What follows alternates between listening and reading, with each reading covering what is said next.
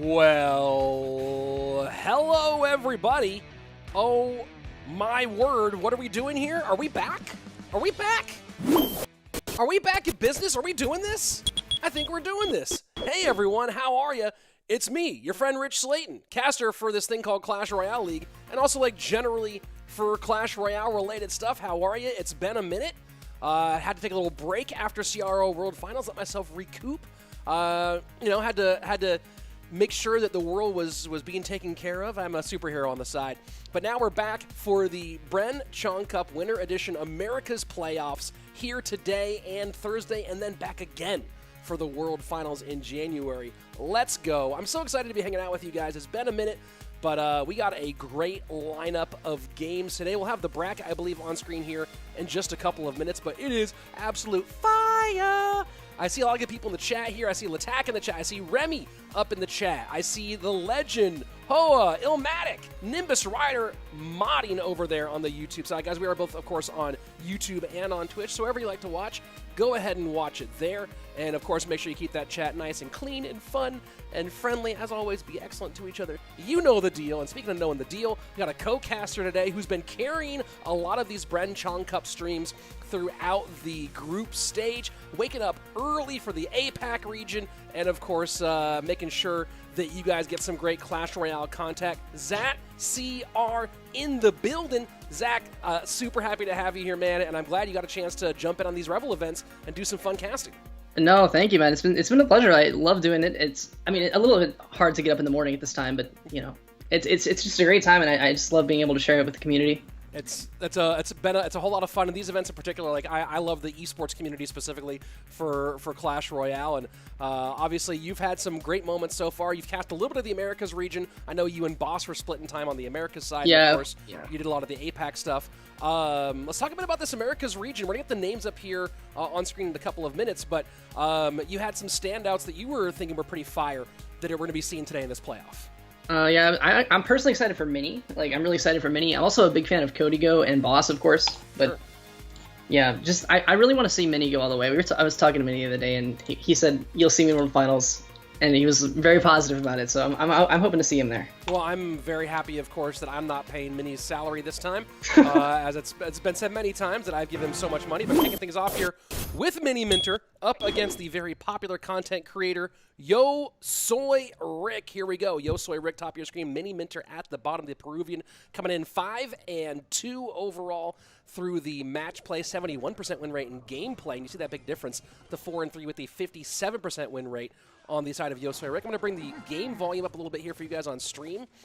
And I think one of the most interesting things, Zach, that I've seen in the post-CRO World Finals is the rise and return of Tombstone. Oh yeah, it's all about the fact that it respawns so fast. I mean, like sometimes, like even some air troops like struggle taking it out because there's just so many skellies that it produces. Like you can see how fast it's going right now. Yeah, double skeleton spawn on that left-hand side. Fisherman, so looking like it's going to be a little bit of RG from YoSoyRock. Of course, who knows what the silver-haired content creator is doing. Miniminter looking like shades of Graveyard here. Yeah, it does look like Graveyard. Tombstone with Graveyard is actually really interesting. They usually play, the Tombstone is behind the tower sometimes, so you can actually help defend against other Graveyards in mirror matchups, so it usually helps in the mirror, so that's kind of why they play it sometimes, I think. But, I mean, it's really interesting with the Valkyrie. Of course, Tombstone was a central part of Graveyard for quite a long time before it was nerfed. The combination of the rise of EQ and the nerf of Tombstone a long time ago took it out, but for a long time, Splash Yard always ran Tombstone, and then other options became available. Yeah, I mean, with Quake being strong, I mean, like, Tombstone always, like, dies instantly to Quake, which is kind of annoying for Tombstone players, but it's only 3 elixirs, so you don't really lose too much by having Tombstone in your deck, and, I mean, sometimes you even see, like, usually when you play Tombstone, you have, like, the Tornado here, so even if they're playing with the Quake or something like this, you can get away with it just by having the Tornado in your deck. So, first 2 minutes away, AQ taken care of by YoSoyRock's Naked Lightning, happy to make that -1 trade at this stage in the game, although going to find himself a little bit behind on Elixir. An aggressive Earthquake at the bridge here from Miniminter, forcing out 5 Elixir in the opposite direction on the part of YoSoyRock. Nice.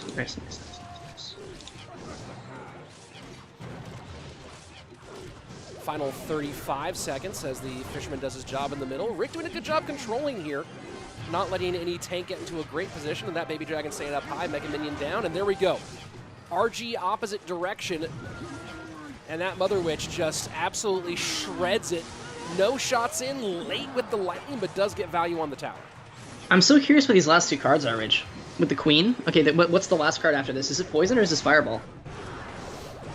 That's a tough one. You almost feel like if it were Poison, we would have seen Poison already. Yeah, that's what I'm thinking. I'm thinking that we should have seen Poison already if it was what he was playing, but maybe not. Also, Queen with Graveyard is really, really interesting. You know, it's one of those ones where I guess, you know, you see the first 5 cards here and you assume not going to be Archer Queen specifically, and then I guess he got it out early. But the one thing that's interesting about this deck, though, is from Miniminter, this does give some much-needed single-target damage that the Valkyrie and the Baby Dragon just don't supply. Yeah, that's true. Usually, I mean, like, actually, most Graveyard decks don't even have a big single-target DPS. To be honest, we usually see, like, Ice Wizard and, you know, Baby Dragon, that type of thing. But Bomb Tower sometimes, those types of decks. But, I mean, yeah, Queen is definitely an interesting wrinkle. And with the Lightning, Rick does have a pretty good situation for this. Because, I mean, usually when you see Queen, it's like, do I have the Lightning or do I not? And sometimes the Queen can just be so dominant that you really want to have that Lightning. And Rick does have it here, which is nice for him. Did I say, I don't know, some are saying she's the same Mother Witch. Did I say Mother Witch at some point? I don't know why it says group stage. This is live. This is the playoff stage. I believe that we're looking at the same live clean feed. Oh, Zach is really loud. Okay, let me pull Zach's volume down just a little bit, folks. I tried turning it down on my end a little bit. I saw what they were saying. But... I think I got it. Graveyard into the right-hand side, and High Lightning does deal with that Baby Dragon quite a bit, but... Oh, that was a really nice play. Just make sure that the tank never gets there with the Electro Spirit and the Lightning, and you can just deal with the Fisherman, and the tower is able to support enough. Really nice play there by YoSoyRock. Final 27 seconds, and it is Poison, so... Full Graveyard Poison sent on the left-hand side. Miniminter down right now to YoSoyRock. 21-21 on the left-hand side. Fisherman puts a little bit more in here. NATO not going to get extra value. Has to stop this Royal Giant, does Miniminter, and turn things around. Tombstone has to stop this RG. It does get down. Lightning will beat out the Poison, though, and the RG connects. That's a GG. That's a well played. YoSoyRock taking game number 1 off the Peruvian. Yeah, I think that really comes down to having the Lightning for the Queen. Enables him to really, like, relax in a lot of situations that can be a lot harder to deal with. Just having the Lightning there for the Queen is, like, amazing. Like, it completely changes the match. GG, well played. Game number 1 going to Miniminter. Or not to Miniminter, sorry, to YoSoyRock. Guys, I took a 3-week break, all right? Gotta get my my juices flowing one more time. I think I called an Archer Queen a Mother Witch. You know, it'll be fine. We'll all be good. It looks like the sound is all sorted out now. We got the music popping. I think we're in pretty good shape here. Hoa saying, I mean, Lightning versus AQ was pretty rough. Yeah, that's, you know, the rise. There was a long time where Hog Rider Lightning, if you saw that, you were like, are you an idiot? Why are you playing Hog Rider and Lightning together? No. And then now it's changed drastically. No, now it's played deliberately because Queen is so good. Like, Hog Lightning is officially, like, a staple of the meta, only because of Queen being so strong. It's one of those things, too, where you wonder, even with a Queen nerf, if Lightning sticks around a little bit, just because there's a lot of cards that people don't play for a long time, and then a meta shift happens that makes that card rise, and then the meta shift gets kind of rolled back a bit, and then the card stays popular. People go, hey, I actually do like this, and the synergy is good. You know, Cage getting nerfed now might also be a factor there as well. So, game number 1, the RG Lightning for YoSoyRock, Graveyard AQ out on the opposite side of it. Any thoughts on what we might see here in game number 2? Well, I don't know. I mean, so sort of some of the strategies that you see are when, like, specific cards are played, you sort of try to tailor your deck with specific spells. So, like, when if let's say that Miniminter hadn't played the Lightning, and YoSoyRock had played, had not played the Queen, but Miniminter had played the Lightning, then you would say, okay, well, there's no Lightning, so now I'm going to play the Queen. But in this particular situation, we just saw the Lightning and the Queen lining up, so it could still be a lot of things here. Here we go. We're back on cams this time, so fully firing here from Miniminter and YoSoyRock. And by the way, thanks to Commander Golem on the Twitch side, I now have seen your sub for the 4th month. So thank you very much, man. Do appreciate the support. Whether you're watching on YouTube, whether you're watching on Twitch, whatever you're doing, I love having all y'all here. Oh, this is going to be YoSoyRock's signature balloon freeze. Balloon freeze, a polarizing deck, goes without saying almost. Wow, I did not expect Skeleton King. I did not expect that. Interesting shift here as we go to 205, 204, 203 remaining in our second game here between Miniminter and YoSoyRock. Skeleton King is an interesting wrinkle. Makes me wonder if he's going Graveyard Freeze rather than Loon Freeze. Yeah, maybe, and we'll have to see. And there you go. GY does come out. Baby Dragon not tanking. Rocket goes to clear. That's going to put Mini in a pretty big elixir hole, even with the Electro Spirit. That is a huge chunk of damage. YoSoyRock taking a massive lead as we pass the midway point of regulation. Yeah, this is a pretty... Actually, honestly, I would say this is a pretty good setup for Mini. He's got the Lug and the Electro Spirit, and all he really has to do is try to get Rocket Cycle. But at this point, all he has to worry about is making sure he doesn't take too much damage. But if he can get into triple and double, like just having the Log and the E-Spirit every time, he should be okay.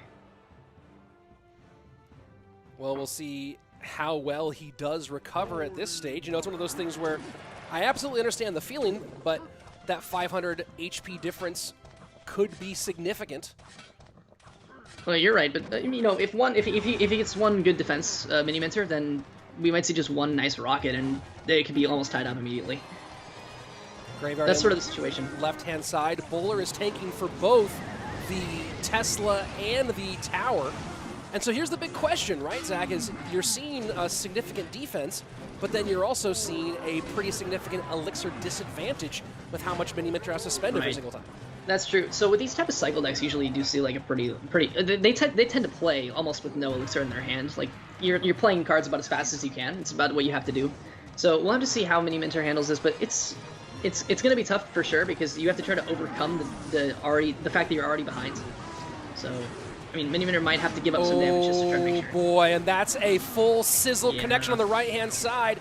The delivery does come down, but comes down very late. 1457 on the right-hand side, 1169 on the left-hand side.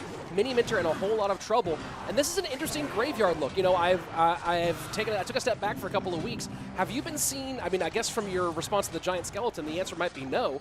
But Giant Skeleton Zappies in this very interesting variation on graveyard. I've been doing the APAC region, and the APAC region you play some really weird stuff, but this I've never seen anything like this with Bowler and what I've seen is RG with Skeleton King, but I've not seen Bowler with Skeleton King. So definitely an interesting take. Full minor rocket push on the right-hand side. Mini goes hoping to predict there. Doesn't get anything. Zappies go high, Baby Dragon goes low, and now a huge counter push coming down the right-hand side. He might go Graveyard left here with everything on that right-hand lane. Maybe not, now that he's overwhelming. Graveyard does go in, and the Tesla distracted for the moment on that Baby Dragon, it looks like, and yes, it is. Poison down, tons of damage coming in. No need for a NATO here from Rick. The Tesla picks up, you see Miniminter not happy with that exchange. Yeah, shaking his head. He almost had a really solid defense. The delivery was really solid on that Skeleton King there, but not quite enough, and still taking a lot of damage from the graveyard. Final minute, triple elixir flowing. This is where minor rocket cycle can do a ton of damage. King Tower activation there does double duty, keeping the minor off the tower and the King Tower into the game. This is a place where things can get dangerous for Rick. Triple elixir, he has to do a lot of damage here, and he does it. GG, well played. 2-0 for YoSoyRock. Miniminter. Maybe it looks like he got blindsided by a bus here, getting taken out by the popular content creator. Yeah, it's definitely a tough situation for Mini, especially being down early like that. That's very, very hard to come back from, especially when you're playing Cycle, because the Cycle decks tend to rely on just playing defense all game, and once you've already taken a big chunk of damage, you have to worry about the fact that it's going to be, not only do you have to play better, but you have to play even better than normal because you have to come back from the deficit you already have. Well, a tough spot there, and Miniminter down but not out, of course. The description, what's it called? The bracket is in the description below, so if you're watching on YouTube, you can go ahead and find the bracket in the description. I'll try to grab the link here for those of you who want to see it on the Twitch side. I'll actually put it in chat on both chats here, so there you go.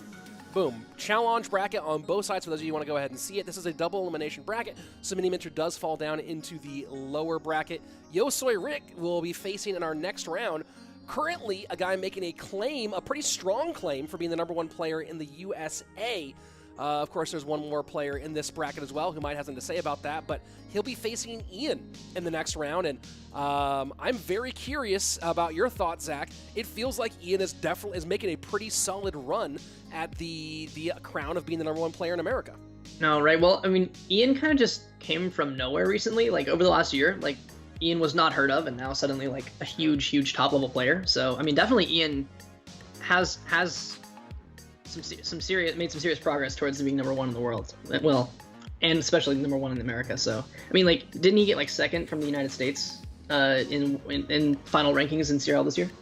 Yeah, he was. I believe he was second behind Airsurfer. There was only one American in that top, and he did kind of have a rough last chance qualifier run in the final moments there. And on top of that, I believe Ian put a #2 finish on ladder this year. Is that right?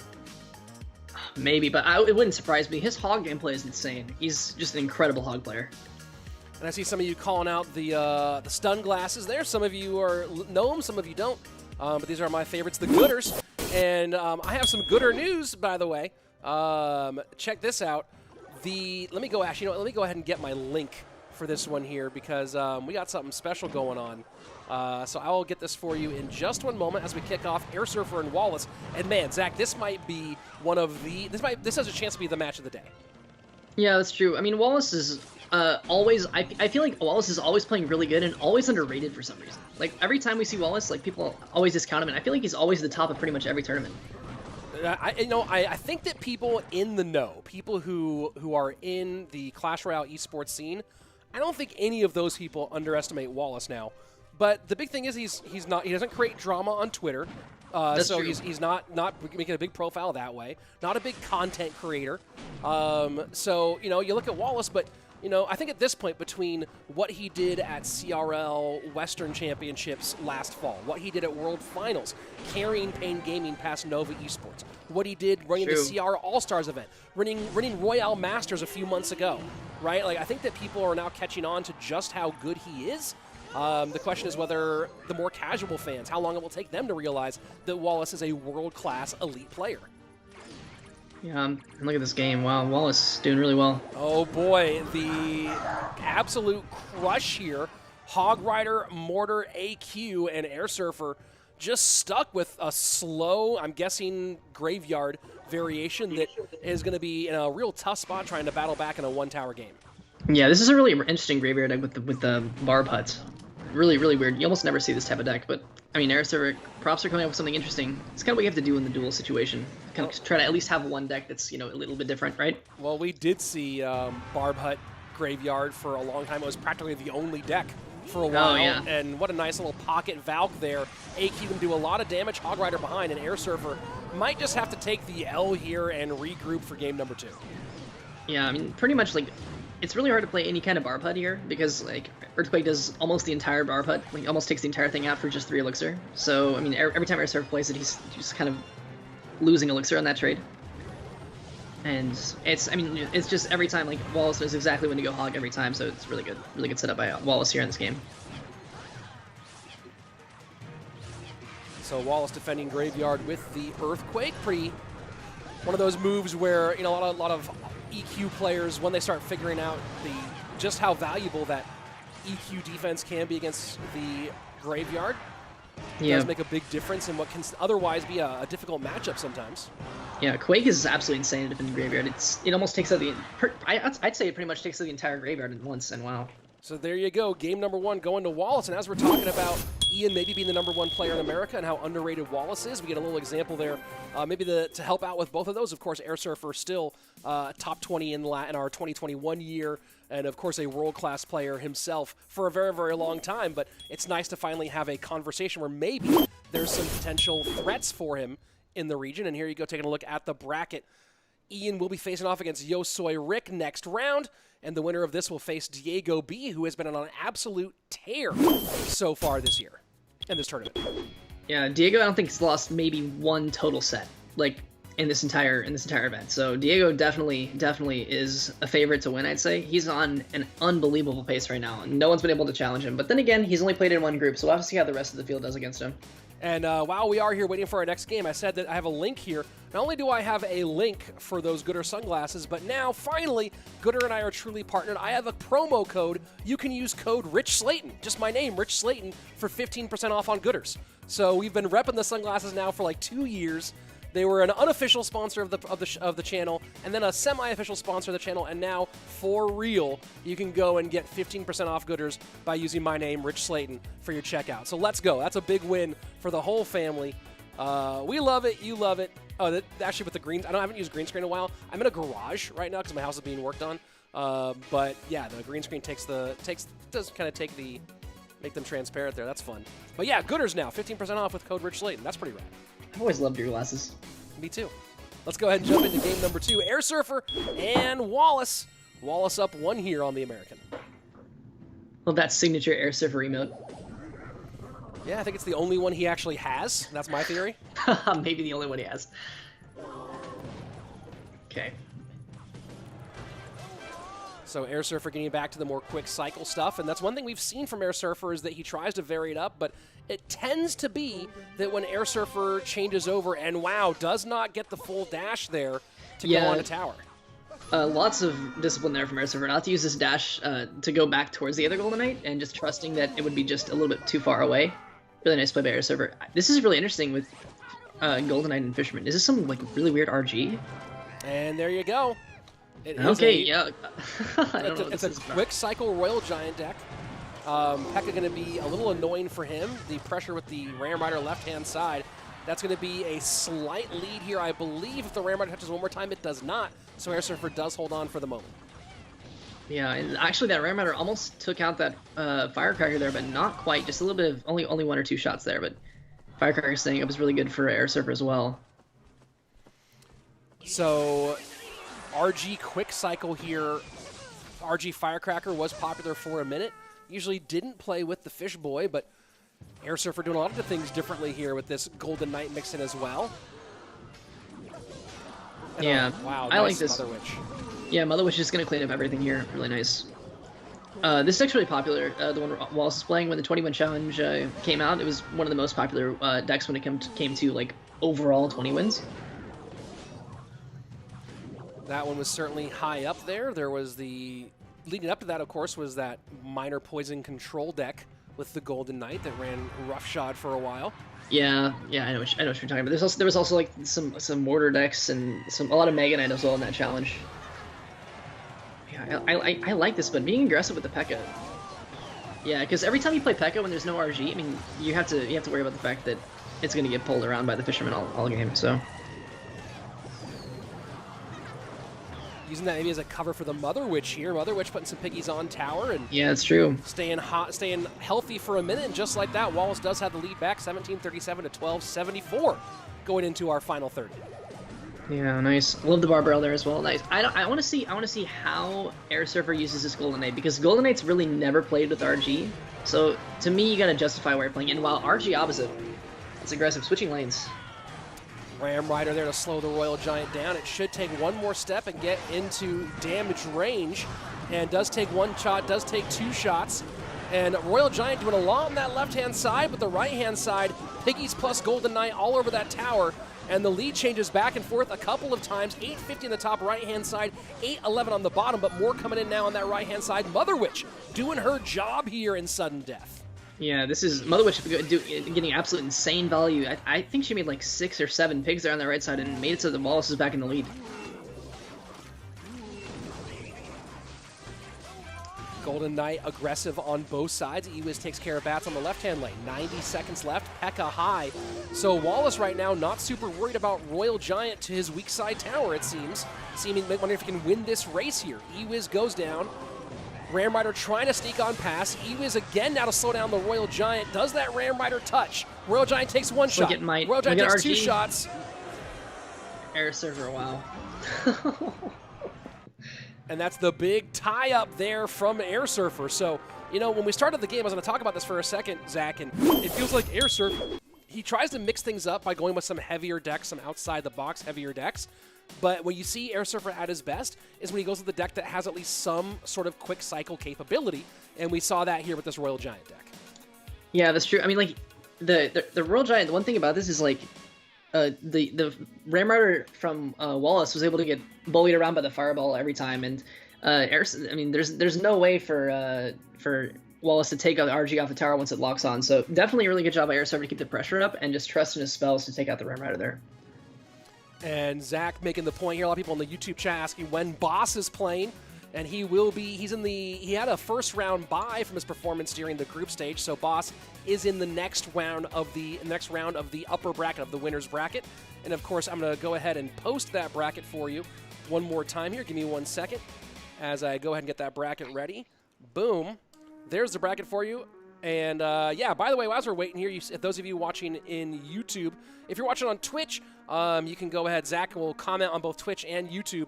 You can find Zach CR, who's doing a bunch of streaming all the time, hosting your own tournaments as well, and trying to grow that YouTube channel. So Zach's joining us for commentary today. Been commentating a lot for the Bernard Chong Cup Winter Edition, and someone you should follow on both the YouTube and Twitch side of things if you're into competitive Clash Royale. Thanks so much, Rich. I've literally streamed every single day this year on Twitch, Crazy. except for like 12 days. That's insane, and that's why I'm a YouTuber, is because I don't want to have the burden of streaming every day. I like to come in for these tournaments, have a good time, hang out with you guys watching at home. But man, yeah, you full-time streamers, crazy people. Yeah, it is a little crazy, I will admit. And Nimbus Rider, one of our longtime mods on YouTube, saying subbed there for Zach, so there you go. Glad to see it. And Chuck Wagon, a shout out to some of the mods helping out here today. Chuck Wagon over on the Twitch side, everyone keeping things fun and friendly. Do appreciate the full family, and a lot of the people you're seeing here as the mods have been here since the Trovo days, which I remember Trovo. Yeah, some people do. All right, let's change to our game number 3 here with Airsurfer and Wallace. And Wallace going some variation of Miner. We'll see what he's going with. And Dark Prince down for Airsurfer. Ooh, I like this a lot from Wallace. Staying really cheap. I'm thinking like really early on that this is going to be some like E-Giant deck from Airsurfer. I could be completely wrong, but that's what my heart wants. Well, we know it's not Graveyard. As you can see, the deck's already played on the left-hand side. And boom, good call here from my co-caster. It is Electro Giant. I watch too much professional Clash. Yeah. Well, this is going to be kind of tough. Like, only having the Tesla and Quake. Oh, actually, I think I recognize this. There's a deck that's been played recently that plays, like, E-Giant with Prince. But Airsurfer is playing the same one with Dark Prince, I think.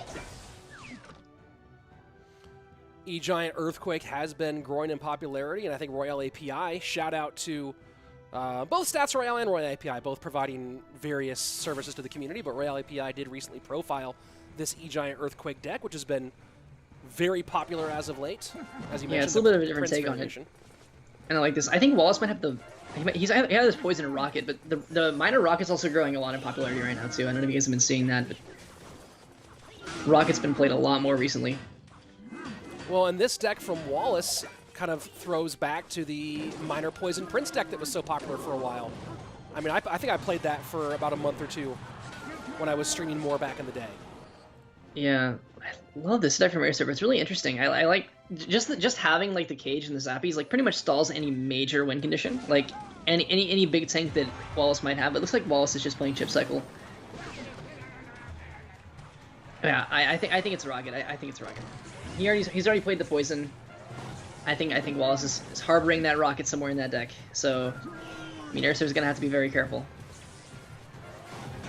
EQ waiting for that Tesla. Earthquake gonna be plenty available here with all the elixir as we go into our final 34 seconds. And there you go, cleaning up the route for this Electro Giant. Yeah, look at that. It just goes straight through because of the Earthquake. That's why this deck's becoming popular. And look at that nice second Tesla. Really nice play by Wallace there, trying to get back to that second Tesla. This is what you have to do against E-Giant Quake.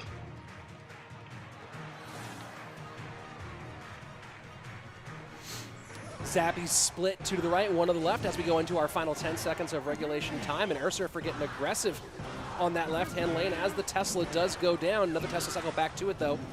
Wallace, plenty of defensive capability here, and I guess the big question for Wallace is how do you balance the defensive play with actually putting some damage on the opposite side of the board? Yeah, I think Wallace is going to have to wait. Oh, wow, Whoa. lightning. That is bizarre. I don't know. A really interesting choice.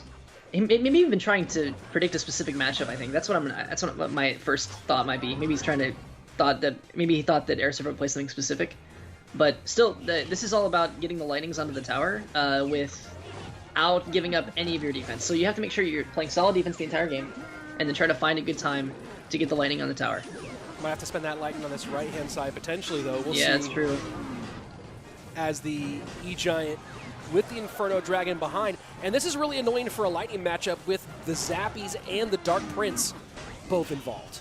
Yeah, that's true. I mean, like, there's really no... I mean, there is, like... There's no log or anything to take the shield off either, so that's a really great point, Rich. Final minute, triple elixir flowing. Lightning cycle going to start coming in, and there you go. But does just take a shield off that. Dark Prince, keep an eye on that as we get deeper into it. EQ cycle, are we going to see that here? And we do see the first bit of EQ work on that left-hand lane.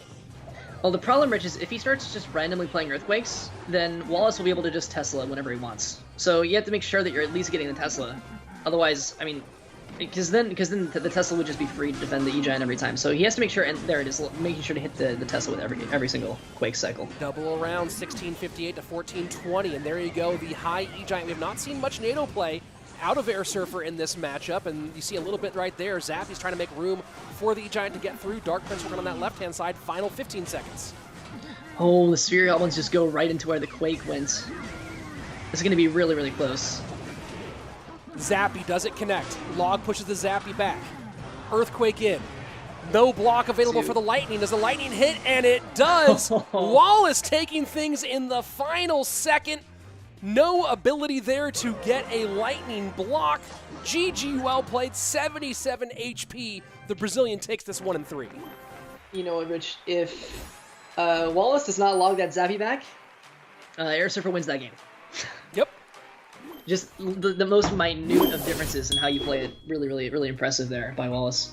And you see everyone in the chat on both Twitch and on YouTube totally excited by that one. See Mirko Radovic with the wow GG. My CRL co-caster who stopped by here. Shout out to AC Joshua Sharon with the no. I know, here to watch his good friend Airsurfer, but of course, Josh, you know it's double elimination. Airsurfer down, but not out. He'll be back in this one. What a game, says Jerry Smart. Yeah, so far, I mean, that one, in my opinion, Zach, lived up to top billing. That was, we said it would be the match of the day, yeah, and it certainly was here so far. Early, yeah, we were just talking about it, yeah. Amazing game from both players. Like, I really think, really impressive defensively from Wallace, just to make sure that the E-Giant could never get there, because the Quake is so annoying for that Tesla. It's super, super annoying, and excited to see everyone here enjoying themselves on both Twitch and on YouTube. And Justin B, yeah, it is nice to see you too as well. Everyone who's here for the first time, thanks for joining. If you're coming back, good to see you again. Happy to have you guys here. We are 2 matches in to our first day of the America playoffs. Of course, the bracket is in the chat. Let me link that one more time for both of you, both on Twitch and on YouTube. It's also in the description if you're on YouTube. And yes, Emilio asking, is the real DiegoB back? And he is, and Zach, you and I were talking about it beforehand, and I know if AC is still in the chat, he'll probably second this one as well. DiegoB is one of the most genuine and like nice people in all of competitive Clash Royale, and seeing him back playing competitively and playing at a high level is really, really cool.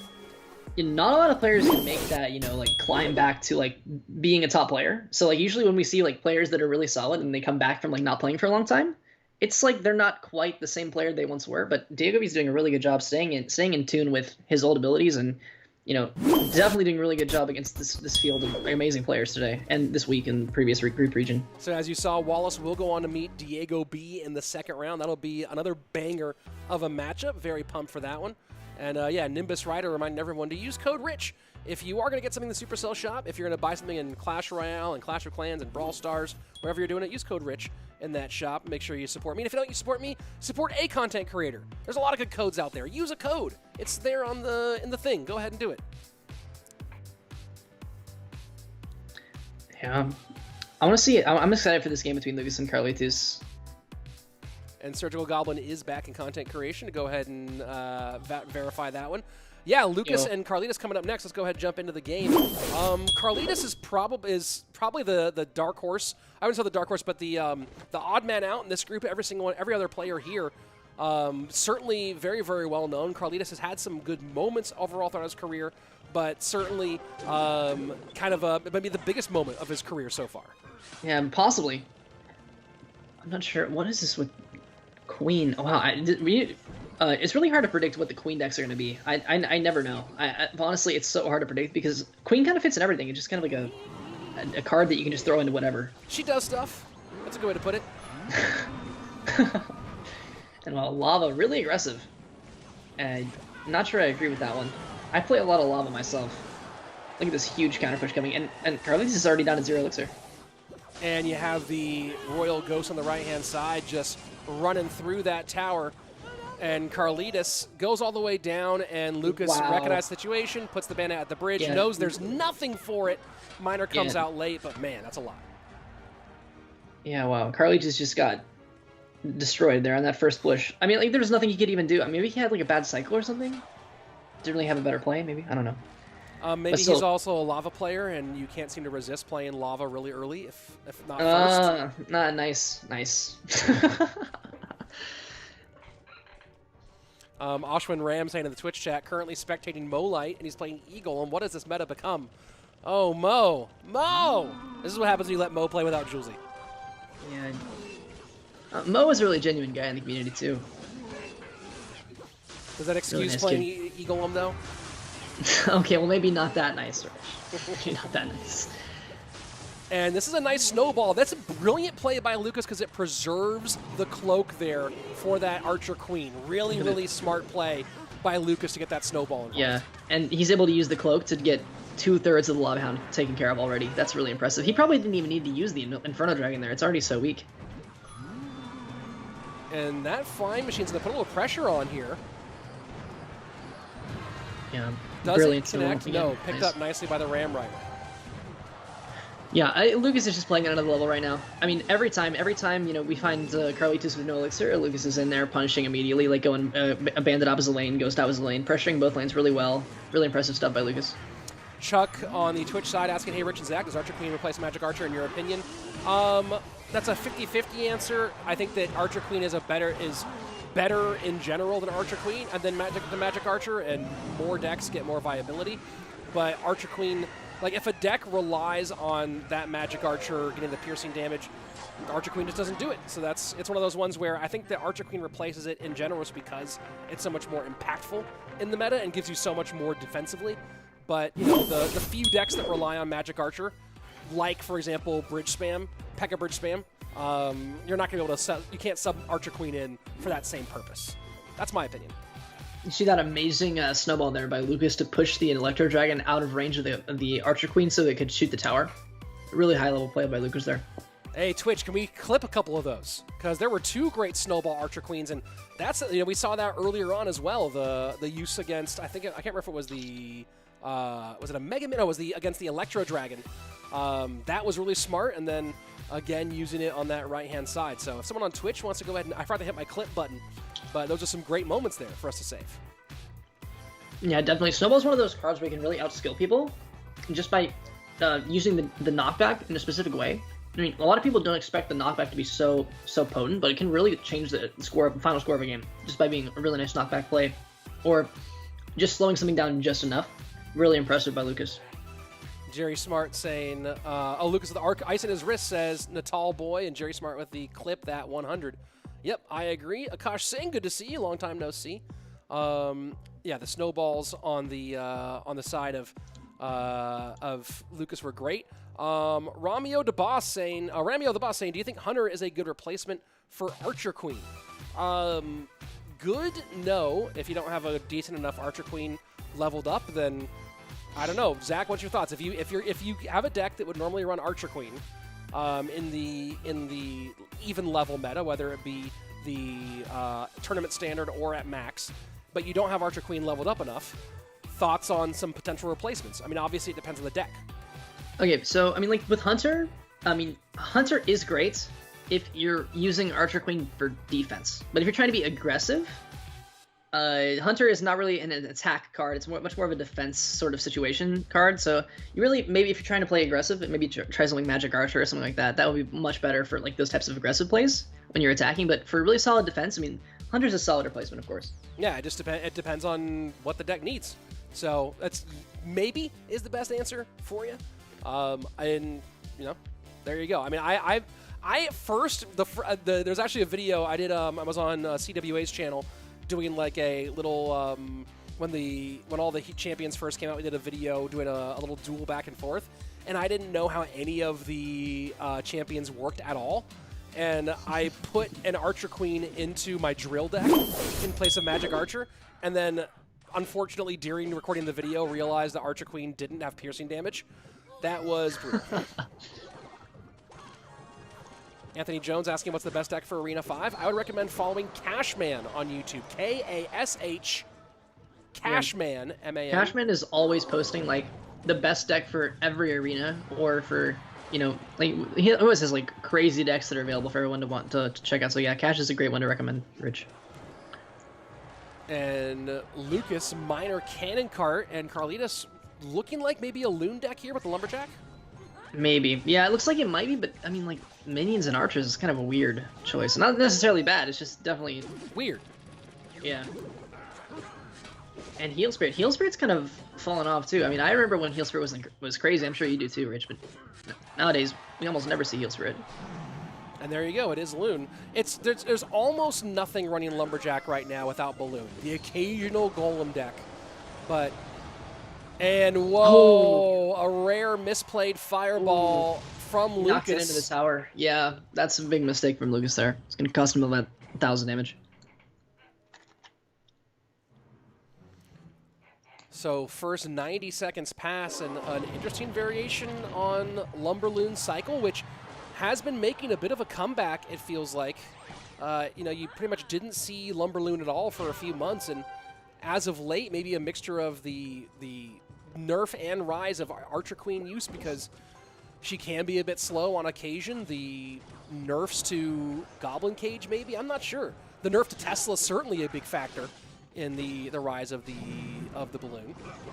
That's true, but there's always lots of ways to defend against the balloon. I mean, pretty much every building in here we see the mortar, and you can just use the mortar to rely on. And it even takes, the nice thing about the mortar is it takes 2 shots, and the Tesla doesn't really do that. So it's really nice choice by Lucas to have that mortar in this deck. Lucas follows that log with the miner for some damage on the front hand side. 2003. Oh, Rich, did you? Oh, the minions! The minions. He used the minions to push the balloon to the right side. Wow. The minions win the game. Carlitas with an OP play here. Lucas able to hold on. Let's clip that one. Wow, that might be the play of the day. Honestly, that might be like the individual play of the day. Well, certainly if he can come back and win game number 3, that'll be the big play of the day. Yeah, really impressive to use the minions like that. That's probably actually why he has that in the deck. I mean, to be honest with you, it's probably why he's running it. He probably does it again here. Wouldn't be surprised, maybe not, but... Late mortar high for the pull. This time Archer's going to survive.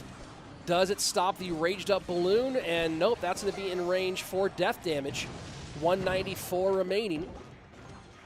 Thing is though, I mean, for Lucas, he can rest easy for now because there's no big spell, because, I mean, at least for now, because if we see another big spell, if there was a big spell in this deck, Lucas could be in big trouble, but he can survive for like 3 or 4 snowballs, so all he has to do here is make sure that there's no balloon shots in the tower, and he should be okay for the time being. He might be able to get some good pushes in, but I don't know. 4 cycles might not be enough time for Miner. So 6 Loon variation here from Carlitas. 6-man. Rich, you and your crazy names. It's not that crazy. It's not that crazy. There's a story I've told about 500 times on this. I didn't even tell it this World Finals, to be honest. But you know, the story of the 6-man name has been told many times before, and it's with Jack, right? It was Jack. Probably my favorite of the strange Clash Royale card names. Yeah, look at that, minions trying to go straight after the mortar. That's a brilliant play yet again. Really, really solid by Carlitas, just to try to get the mortar taken off. But still. Oh, and it was just barely in range by half a tile. You and I were both kind of sitting there going like, oh. Yeah, it looked close. I didn't want to call it because I didn't want to. Wasn't sure if I was gonna hit it, but really nice. Karlitas. If he wins this set, the minions using the minions to push the balloon to the side. Best play of the day so far. Yep, for sure. Great play overall, and of course, you know, if you do play balloon, obviously bats have been a big part of Lumberloon cycle for a long time. Bats minions can both do that job, and you usually don't pull that off more than once. We saw it pulled off here in a very important spot, and Jerry Smarts. What are the 6 shield guys called? Well, they're called Royal Recruits. Obviously, that's the main name for it, but you know, a lot of us call it the 6-man. As I'll tell the story very quickly. It was, I believe, it was Razor against Jack in one of these tournaments last year in 2020, and they were trying to do bans, and this is before duel mode. And Jack didn't know didn't know what the name for Royal Recruits was in English because he speaks Japanese, and he said 6-man ? And someone figured out that he meant the Royal Recruits.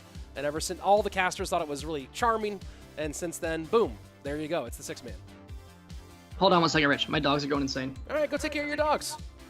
Let's go take a look at the chat here for a minute while we're waiting. Does anyone know what the #1 most played cards at CRO World Finals were? Do not know, Swimmer. I bet you that Royale API has that information somewhere. Could you replay that minion play? You know what? I wonder if I can. Let me go ahead and see if I can get the... let me see if I can get that, actually. Because I have, in the past, been able to make that happen. I need to go ahead. If someone clipped it quickly enough and labeled it, let's go to clips of my channel, and I'll see if I can find that one to replay for you guys. Let's see. Loon's minion push. Here we go. This is my... All right, I'm back. Loon's minion. We're gonna go see if I can do a little replay here real quick. Yeah, that was a really clean play. Definitely a highlight from today. Let me go ahead and try to load that one in while we're waiting for our next game here. And if we can get a look at that replay. And I believe we have it ready, so let's go ahead and take a look at this moment. So you see the Loon come in, and look at that. The minions push before, and that's... Yeah, that was just really impressive. I'll go ahead and take that one back here a little bit, and let's go ahead. Let me turn the sound down on that, and you can see he actually gets it out there really early. Here we go. We're gonna jump back. Game number 3 about to happen here, but gets it out really early. Lucas just kind of playing almost on autopilot there, gets caught looking, and that's a GG. Let's go into our game number 3 here. All right.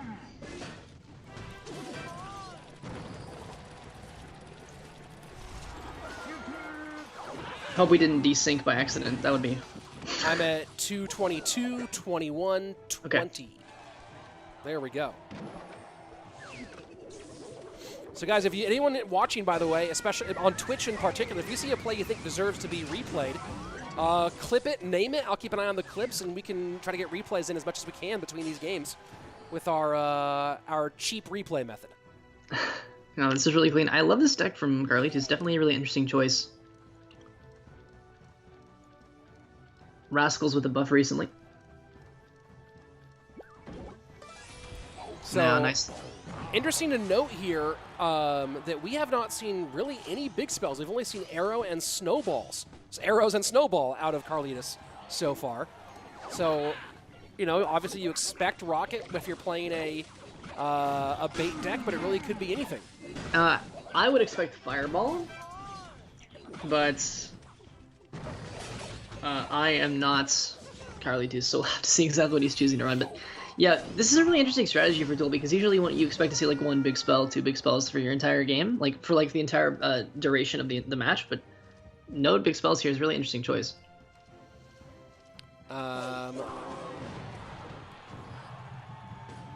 Log on that right-hand side as we go into the final minute. Double elixir about the flow. Lucas going with is it fair to call this the Asaf deck?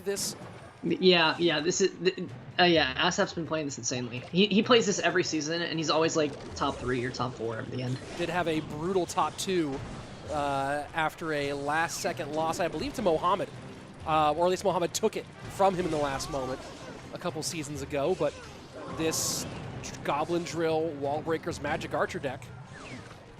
Yeah. As has been playing this at like a really, really high level for so long. It's really impressive the way he plays too. I think it's really impressive because I actually think Asaf is one of the best players in the game, but he can only really play that deck. Like, he only really plays that one deck, so I don't know. It kind of makes it so that he struggled to get to Worlds. And coming up next will be one of the all-time ladder greats in Wero, facing off against Hasiel. That was Adrian Piedra's picture, but it will be Wero. And there we go. Now we get the correct pictures in there. Wero versus one of the top rookies of 2021 in Haciel. Bright future for him next year. Was he #1 over for people that were not in previous events? Like that hadn't played in Serial in the past? I'd have to go look to see if that was the case. He was definitely high up there for sure. Nice. Oh, yeah, the NATO. Oh, amazing. Yeah, if he would have gotten one more shot, that would have been another amazing play. It could have killed the cannon card, but see how the cannon card takes out the Tesla? One little... Oh, and the cannon's still on that Tesla again. Wow. The second Tesla was getting destroyed by that, too. Guards to defend against the Goblin Barrel. Lots of damage in. 889, 720 now. As we go into our final minute, Drill goes to the back. Wallbreakers to the front. They get taken care of very easily. Log a bit early here for Carlitas. Yeah, Lucas can ignore most of this damage, but as long as he doesn't lose the left tower, that's really where the threats are. As long as he doesn't lose that left tower, and still he has to be very careful because every single goblin from the Goblin Barrel is a problem, and he does not have a lock, so he has to be very careful using the tornado every time. Drill goes to the front this time, trying to tank for those wall breakers. Log comes in. The goblins stay up though. Does a wall breaker connect? Just barely doesn't. And I think Carlitas might have thought it was over. Leaks a ton of elixir there, maybe getting caught looking for a moment. Yeah, this is a really unfortunate situation for Karlitus. I mean, like, he almost had a win. Like, it looked really, really clean. He almost had it on the left side, but I mean, Lucas with some brilliant tornadoes, keeping this one close. And nice log there. I don't think it's not quite lined up here. Surgical goblin moment right there. Where do you go with those goblins? Goblins all the way around. Wow. Rocket is in! Rocket is in! Wow. And there you go! Carlitas upsets Lucas in game number 3. What a play! Unbelievable! That Magic Archer needs to get its glasses checked. Change your prescription. Just misses by a hair. Yeah, what was it? It was aiming at the end of that game. It was like a cannon card or something. It walked forward like a millimeter, and then the lineup was completely gone, and it was a game over at that point. Wow. Absolute wow. Called it. Rocket, by the way. Called it. Rocket plays a Goblin with Bane. There's actually, I don't know if you know, Rich, there's some like serious bait decks with double barrel and stuff. It plays with Fireball, and I thought that's what we were seeing there. I don't know if anyone's clipping that finish. I need the clip button more often. I have a clip button right here on the stream deck. I think someone did clip it. All right, let's go ahead and take a look at that finish. Let me go ahead and load it up here real quick so we can review that one. Let me see. Boom. Downloading right now. And we'll go ahead and get that loaded up and take a look at the finish here in just 1 second as soon as my computer will cooperate. And here we go. Let's take a look at that finish. Oh, that's the wrong one. Hold on. Boom. There we go. Take a look at that finish here. And, well, that was maybe not the best version of the clip. I'll try to find one that's maybe yeah, that was a really short clip. Here you go. Here you go. 54 HP remaining. And I don't know. I want to go back and see if there's another version. Let's see. I see someone else got it. Let me see if I can find one that goes back a little bit earlier here. Let me try this. I know a lot of people clipped it. Oh, here we go. Missed Magic Archer. And let's try this one. And see if we can get a better version of that one. 1 second here, folks.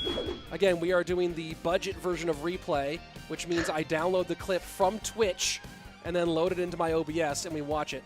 NA production, Rich. Bro, that's what we do. All right, here we go. Here we go. Let's take this. Might be a better version of it. And here we go. Final 21 seconds. The Magic Archer hits the first shot, but the NATO pulls a little bit too far over. Let's go back here one more time. You're going to see the NATO maybe trying to line up for the Dark Prince as well. And I want to say, in Lucas's defense, the tornado magic archer play, sometimes the magic archer doesn't lock the troop that you think it's gonna lock. So sometimes it's really hard to get the exact lineup you're looking for, or there's always the chance, like with what Carlitas did, that just pop like by almost no distance at all doesn't make it. So it's a high level play to make, and it was a really good try by Lucas. But wow, Rocket comes out just in time. It's he is on the right troop. It's just he pulls it to one tile too far to the left, and there you go. The barrel gets in and gets enough, and that's important to keep in mind here too. Is that barrel needed to get some real damage? I don't know without those barrel shots. What does Rocket do? Rocket doesn't do enough to win that one. It's like 440 or something like that. So without those goblin barrel shots in, and that NATO being out of cycle, so big moment there for Carlitas, and he moves on in the upper bracket. And of course, don't you worry if you're a LucasXGamer fan still in the game, but gonna have to go down to that lower bracket. Yeah, I think Lucas is gonna be all right. He's a really solid player. Tim Young saying the log knocked the archer. I have to go back and watch that clip one more time. These guys are just leaking. All right, let's watch that clip while they're leaking. If they play anything, we'll go back. Here we go. Magic Archer in, and the log does knock it over. Wow. There you go. Good to know. The log, that's some brilliant play there by Carlitas, the little chip to save the game. So that wasn't bad news from Lucas. That was brilliant, really clean play by Carlitas. Yeah, definitely the best set of the day, by far, without question. Wow. The minion push and that play, wow. Yeah, two top-tier highlight level plays from the most unknown player in the tournament. Yeah, Tesfaye in the YouTube chat. Wero, top BS player. Yeah, Wero is probably the best bridge spam player in the world. It's honestly not close. Wero makes everyone else look bad at bridge spam. And Nimbus Rider pointing out Tim Yong, the MVP, with the call out there on the log. Yeah, absolutely. And thank you to you guys on Twitch for helping with the clipping. Do appreciate that. Lets us get a little extra production value. But it's all me in this production, guys. There's no one else here in the room. So I can't go like, hey, put that on. So you guys helping. I'm curious what these guys are running. I hope it's Eagle and... How dare you? How dare you? I'm sorry. It's just you just never see it in competitive. It's like Expo. You just don't play it in competitive because what if you get hard countered, right? What if you just don't play it? I think we saw one Expo game win. What a freeze timing out of Wero. Wero knows what he's doing. That was a really nice freeze. And I don't know about this balloon though. Oh, but the zappies. Yeah, zappies are there, and I think Haciel is doing really good here. This is really solid for Haciel. Nice little bit of chess going back and forth between these two. Like, Rich, look at this. We got Queen, Cage, Zappies. This is going to be hard to break through for Wero. All it takes is one. With this That's true. Loon Just freeze one. Deck. Haciel finished very high in CRL this year. Top 8. There's the freeze. And does the Loon turn back around in time? Zappy's getting worked on by the Electro Dragon, and it will not connect, but death damage in, and that is a massive lead here for Wero. Yeah, really, really good start from Wero, but really, my question is, where is Haciel's Queen when he needs it? He needs to get that Queen down, and I think his Queen was just on the right side of the board there, trying to make a push with the graveyard on the right side. And thinking about Champions Ridge, I think he may have cycled that. I don't remember exactly what happened, but if he cycled the Queen, then he can't get another Queen in his hand to defend the balloon. That is the weird thing about Champions. The cycle can be frustrating to deal with at times, but of course having 2 AQs on the board would be even more annoying. I love the Lumberjack and the Barbarian there, trying to save the Inferno Dragon. Final minute 6, minute 5, minute 4 here as we go into sudden death overtime, and the Inferno Dragon raged up. Quality freeze here, but a nice Fisherman to distract that Inferno Dragon and keep the Archer Queen on the board. Okay, yeah. 1281 bottom right-hand tower to 1040 top left-hand side. Haciel in the game here. And the graveyard pressure significant. Yeah, I don't know how he's going to be able to get a big balloon push because the cage is always going to be there, the queen's always going to be there. He got a really good start in single, but now that it's double, it's really hard to get back into this game with a big attack. Zappies. Watch the Inferno Dragon top right, Rich. That nice zappies there to make sure that was safe. Freeze comes in. NATO pulls all that together. Loon should be enough for death damage here. That will give the lead back to Wero in the final 12 seconds. Loon being played aggressive, trying to beat out this graveyard. 422. Freeze in, not going to be enough here, and that's the GG. Well played. Haciel takes game number 1. Wow, that comes down to like, well, actually it didn't, but if there was no arrows, that could have been so much closer. Really, really nice game by Haciel. And we're used to seeing that big smile out of Haciel with all the success he's had this season. He has been doing so good recently, like really, really well. Really impressive. When you take a look at Haciel and his performance overall on this last 2021 year, on ladder, began his year with a number of a top 200 finish, a top 300 finish, then hit his first top 100 finish for the season, 97th in our 4th season of CRL, but capped all that off with a top 10, a number 9 finish in the 8th month of Clash Royale League, and in that one, he went pretty deep all the way into the round-robin phase. Made enough this year to get into the final tournament, made it through the last chance qualifier, and didn't just make it through at Clash Royale League World Finals, finished in the top 8. So, huge year for Haciel, and a guy people are looking at as probably a possible standout player for 2022. Yeah, I mean, guys that sort of come out of nowhere usually build a lot of confidence, and so I think you can expect to see Haciel doing even better this year than last year. It's certainly possible. The confidence you get from a big performance like that.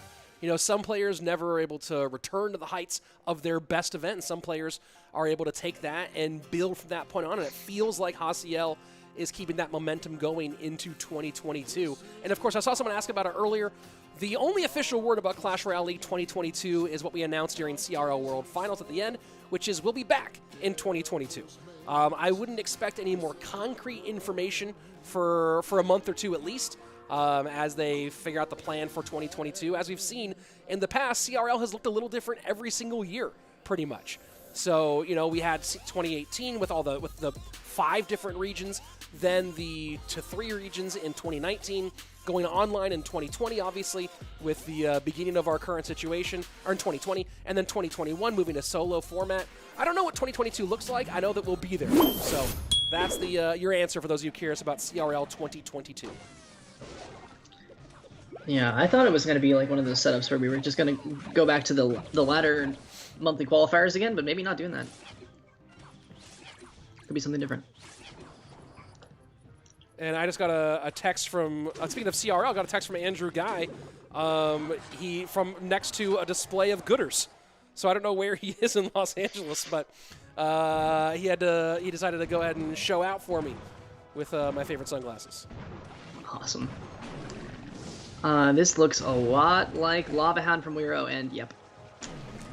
Lava Miner Guards, and of course Guards, one of the big winners of the Buff Olympics a few months back. They have made a huge comeback, and one that I think is on one hand I think is overall healthy, and it's good that Guards are a viable card.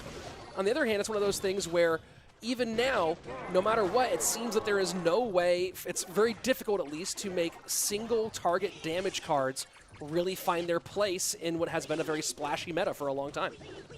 Yeah, well, ever since this Tornado came out, it's been pretty heavy with splash units like Baby Dragon, Ice Wizard. Those types of things are usually more popular. Dark Prince is more popular than the regular Prince. Those types of things. But still, I mean, single target, at least with the exception of some things like, you know, Inferno Dragon, which is always finding play. But the DPS there is really, really solid. And guards definitely making a comeback. The one thing, though, is that arrows do kind of crush the guards. Mortar does connect here, and the Skeleton Barrel picked up by the Guards. Well timed by Wero, but decent trouble early on for the this is really tough for Wero, I think. I mean, he has to probably arrow the Dark Goblin, but this time, yeah, see, look at that. The Fireball there is to make sure that a second air troop has to come out for the Dark Goblin, and now you can just pull. Yep, that's beautiful by Hasiel. Wow, that is perfect placement. And those skeleton dragons just off on a mission to nowhere here. Fireball does do a good job. And now he's back to another Dark Goblin Ridge. He's got another Dark Goblin and a Fireball too. He doesn't even need to play the Dark Goblin. Really, really impressive. Hasiel played that really well. Fireball for the Flying Machine and then kiting the Scale Dragons over. That's really impressive.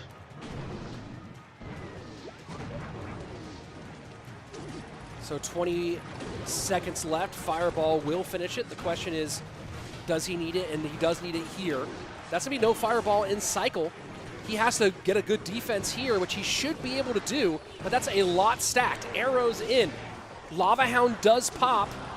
He should be back to Fireball, and that's going to be a GG. There you go. Haciel takes this 1 and 2. Really nice job there by Hasiel.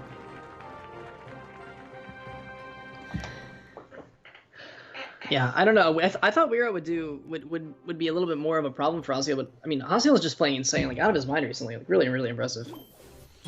Well, you know, it's interesting. There's no question that Wero is one of the all-time, if you ask Eric Benamou, the best ladder player. I guess Eric might actually have said Anaban last time we talked, now that I think about it. But top 3 all-time ladder player in Wero. It just has never translated to consistent competitive success. He'll move on in a tournament. You never see him truly dominate competitively. I think on Royale API, they have like a weird statistic that tracks like all-time ladder finishes. And number 1 by finish is Igor. I think is actually Igor. I'm not sure if I'm right on that, but I know Wero and I know Anaban are also like in the top 3. Yeah, it's interesting. It's a hard way of how you evaluate that, right? Especially when someone plays like a lot of different accounts. Yeah, that's talking true. about ladder. But it's a hard one to evaluate. It's also, you know, you talk about how you evaluate someone based on various eras, right?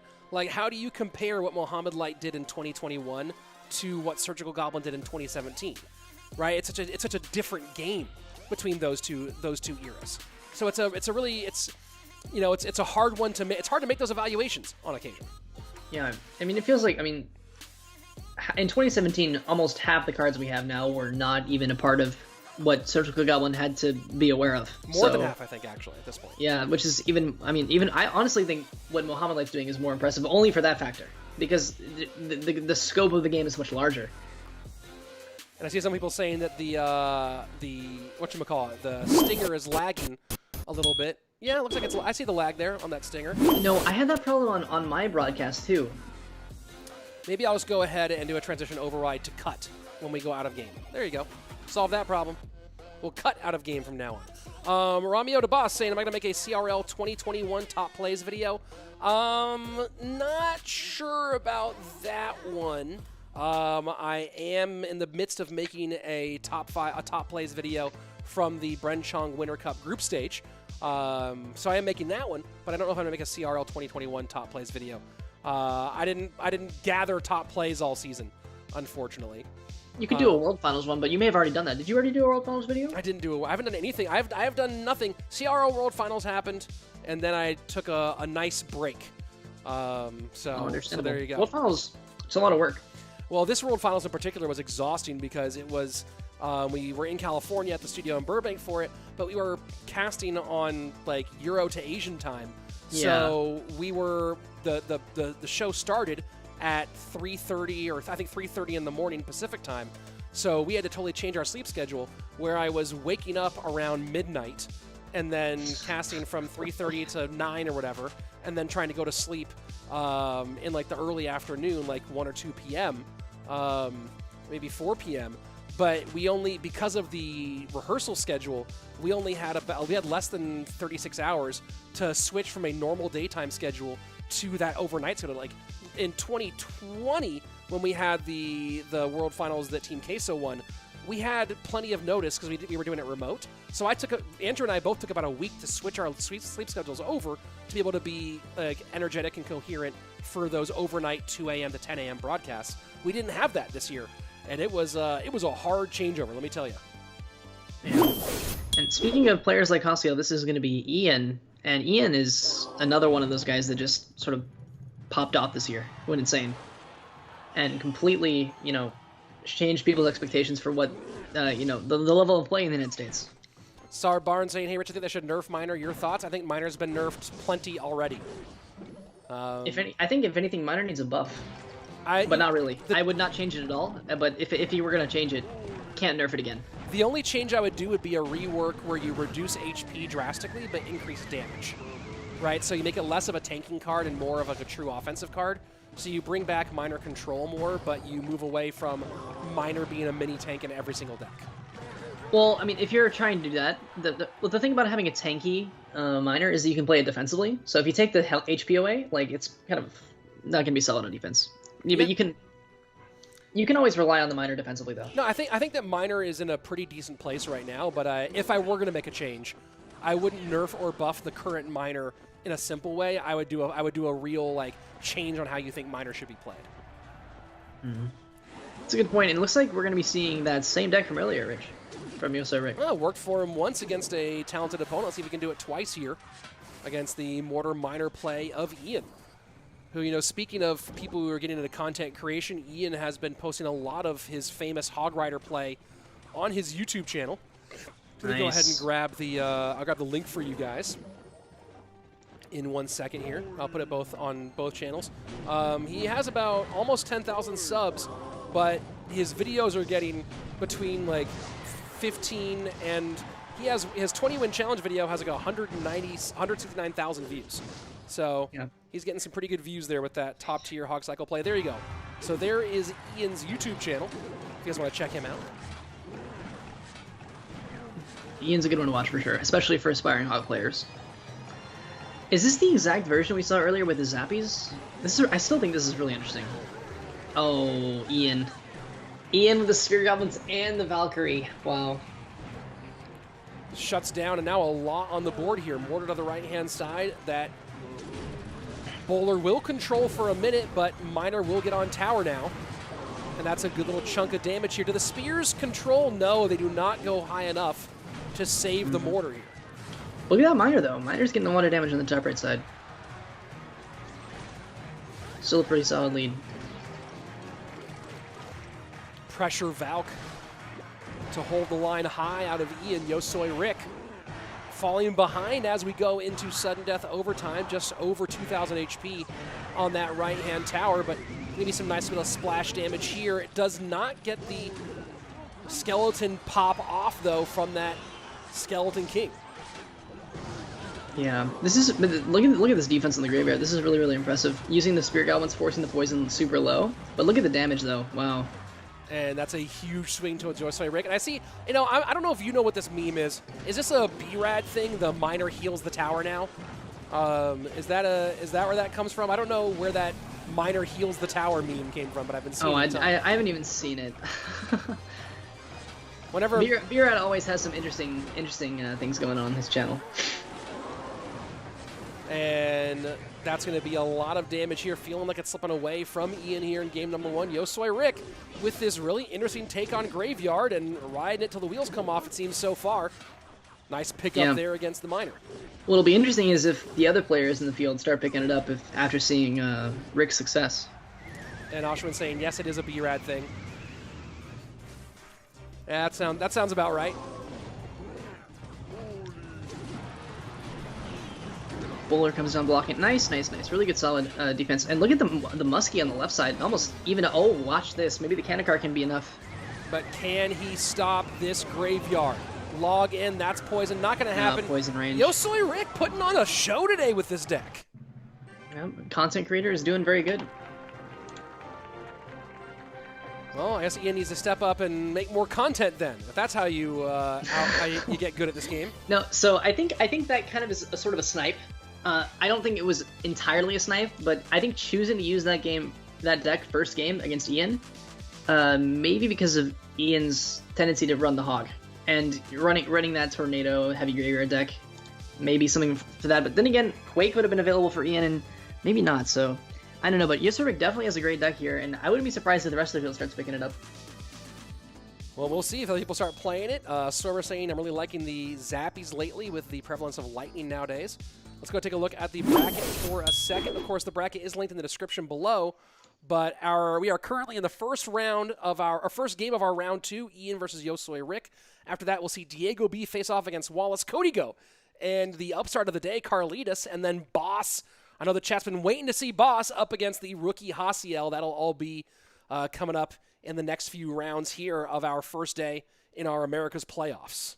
Yeah, someone needs to talk to Revel about putting Boss last. Right? The chat can't handle leaving it. the chat in suspense. The chat can't handle it, guys. But we'll get you some Boss. Don't worry. We'll get you a little bit of Boss. No bag today, though. We'll get you some Boss. Yeah, what happened with Bag? I didn't get the chance to see what Bag had, but usually you see Bag doing really well in these types of events just because Bag usually plays like really, really crazy stuff, and that kind of tends towards a duels type player. It's interesting because it does tend towards duels type players, but I feel like it makes game number 1 and really some fun decision making. Game number 2, you're like, okay, I can do some stuff. I think it makes game number 3 really difficult because you're often left with that. There's a reason why the duels meta builds the way it does, and I feel like it often leaves Bag with really weird choices in game number 3. No, that's a good point. Didn't think about that. But still, if he can get game number 1, I feel his chances are pretty good. But then again, I mean, there's always you can always get countered with anything. So maybe that strategy is not the best for duels. Yeah, you know, it's 50-50. We've seen it work really well for Bag, and we've seen it struggle for him. So, you know, both ways. I guess Bag couldn't play day 1 of this event due to school, says Remy, right over there. So there you go. So there you go on that one. I feel like people forget YoSoyRock played a year of CRL team format. Good point, Brighton. A lot of people played a year of CRL team format in that 2018 year because there were so many teams and we had 5 different regions going on. 5 regions of 8 teams. People also forget that Anthony played a year of CRL teams format on Team Queso. Anthony, also a content creator. You know, and no slight on Anthony, who's much better than I am at Clash Royale, or at least I don't know if he's still doing Clash Royale stuff. I don't follow him as a content creator. But Anthony played on a CRL team and also not a world-class CRL level player. So no, it doesn't mean that Rick isn't having a great performance here today, but there were definitely a lot more pure content creators in that first season of CRL. Yeah, that's true. Just because like they were trying to find good players, and the easiest way to find a player is if they have a platform, and that really led to sort of which players got picked. Well, then they also, between that and also like, you know, the teams were trying to figure out, okay, how do we make this, like they were trying to balance a team with top tier players, but then also mix in people who could provide content and give the team eyeballs and the league eyeballs. So you look at Team Queso, who went to World Finals, and you had Kuchi and Benny, who were very good that year. You had St. Bellican, who was killing it that year. Who was the fourth? Oh, and Soking, who was really good that year. Yeah, right? Soking was YouTubing. Yeah, that's right. But you had a bunch of really good players who had competitive experience, and they added Anthony as their 5th player, and he didn't play a whole lot, but he was there and helped with content. So there you go. It looks like we're gonna be seeing RG again, and this time Lucas going with. Sorry, not Lucas. What am I saying? Ian going with Comfort. Very Victor nice. asking, what's my favorite card? It would have to be the 7 of Clubs. It's my favorite card. Royal Giant right-hand side. Bar Barrel to predict the Tesla, picked up nicely by the Skeletons. Yeah, this is really nice. I like having the Firecracker to the side, so that way the spells, whatever spell Rick has, can't pick up the Firecracker as well. Might end up a shot, but then again, a King Tower activation could happen, and there it is. Chuckwagon saying, Hog Rider Game 2, who knew? And shout out Delta MK, who's in the chat over on YouTube right now. Delta MK has also been getting in the mix on the English streaming here for the group stage of this event. So big thanks to Delta for helping make sure you guys get to watch some great Clash Royale. Yeah, Delta's a great streamer as well. I've seen his channel a few times. Big fan, big fan. If you love really analytical discussion of the gameplay, Delta gets really deep into the X's and O's during his streams. I guess I do that a little bit too on my channel. I don't know, look at that. A firecracker just splashes the tower. So much there. Lots of big damage. Ian taking a big lead here. So you are looking at the #1 Hog EQ player in the game right now in Ian, and of course we're seeing the fruits of that labor here as he is just going to have to shut down this last push, get one more Earthquake down, and end nice the game. deliveries. Yeah, delivery just plays itself there in that defense, and now it's just going to be a log or a Barbaro, and then immediately going to go for a Quake here, and it's game over. And that's a great, really good that's job. a great way to put it. I actually really love the phrasing you put there. Delivery plays itself in that moment. That's I've never heard it put that way, and that's pretty on point. Yeah, thanks. Some insight to what my channel looks like. Dude, well, I mean, look, I've been broadcasting now for going on 11 years, going on 12 years now. And if you catch me with a turn of phrase, it means you got one. So I big props there, Zach. Plays itself. I like that. Big fan of your comedy club skits. Well, thank you. I've done a few here and there. Outlaw Hack asking, where did the golden burrito idea come from? Actually, guys, by the way, you might have seen me post pictures of it. I did the golden burrito at CRO World Finals. I recorded it. I'm going to make a golden burrito video. But I did eat the golden burrito finally, and honestly, it tastes better covered in gold. I have to admit. It's golden burrito just tastes better. I don't know if it's psychological or if gold has a taste, but it just did.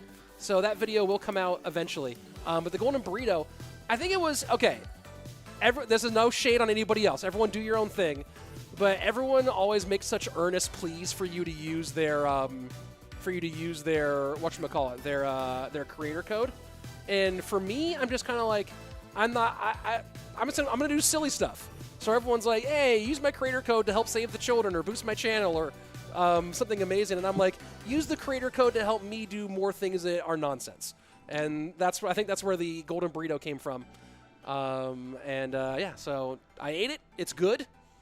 I'll do it again at some point. I'm pretty sure that it was a psychological gold taste. I think just gold tastes good, dude. I think that's what it is. I think that's what it is.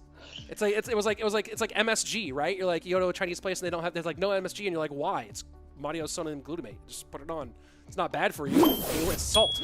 Put it on my food. Okay.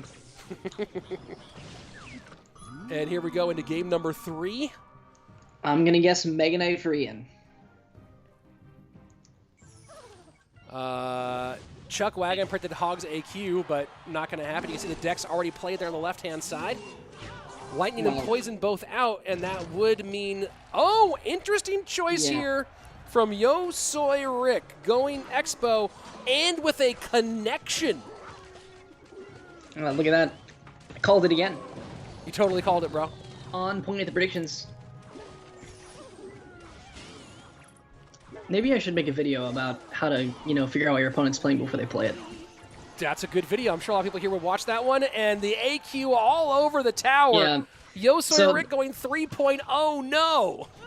So I think the problem there for Rick is he put the X-Bit on really early, and Ian was just like super nonchalant, really patient, just like, hey, I didn't have it, wasn't ready for it, and then he just built a big attack, and YoSoyRock wasn't ready for it. He put all his looks to the bridge really early, and Ian just waited for an opening and just pounced. And Delta MK with some more analytical stuff. As a Chinese cook, no MSG is indeed stupid for the most part. It's not hurtful, as you said, but can be used to make food more flavorful in weird ways. That's right. Give me my monosodium glutamate. Glutamate? I think that's how you pronounce it. Yeah, this is going to be... I think this is really, really solid for Ian. Just having the... And, drill. Wow, really interesting. Wall breakers, MK.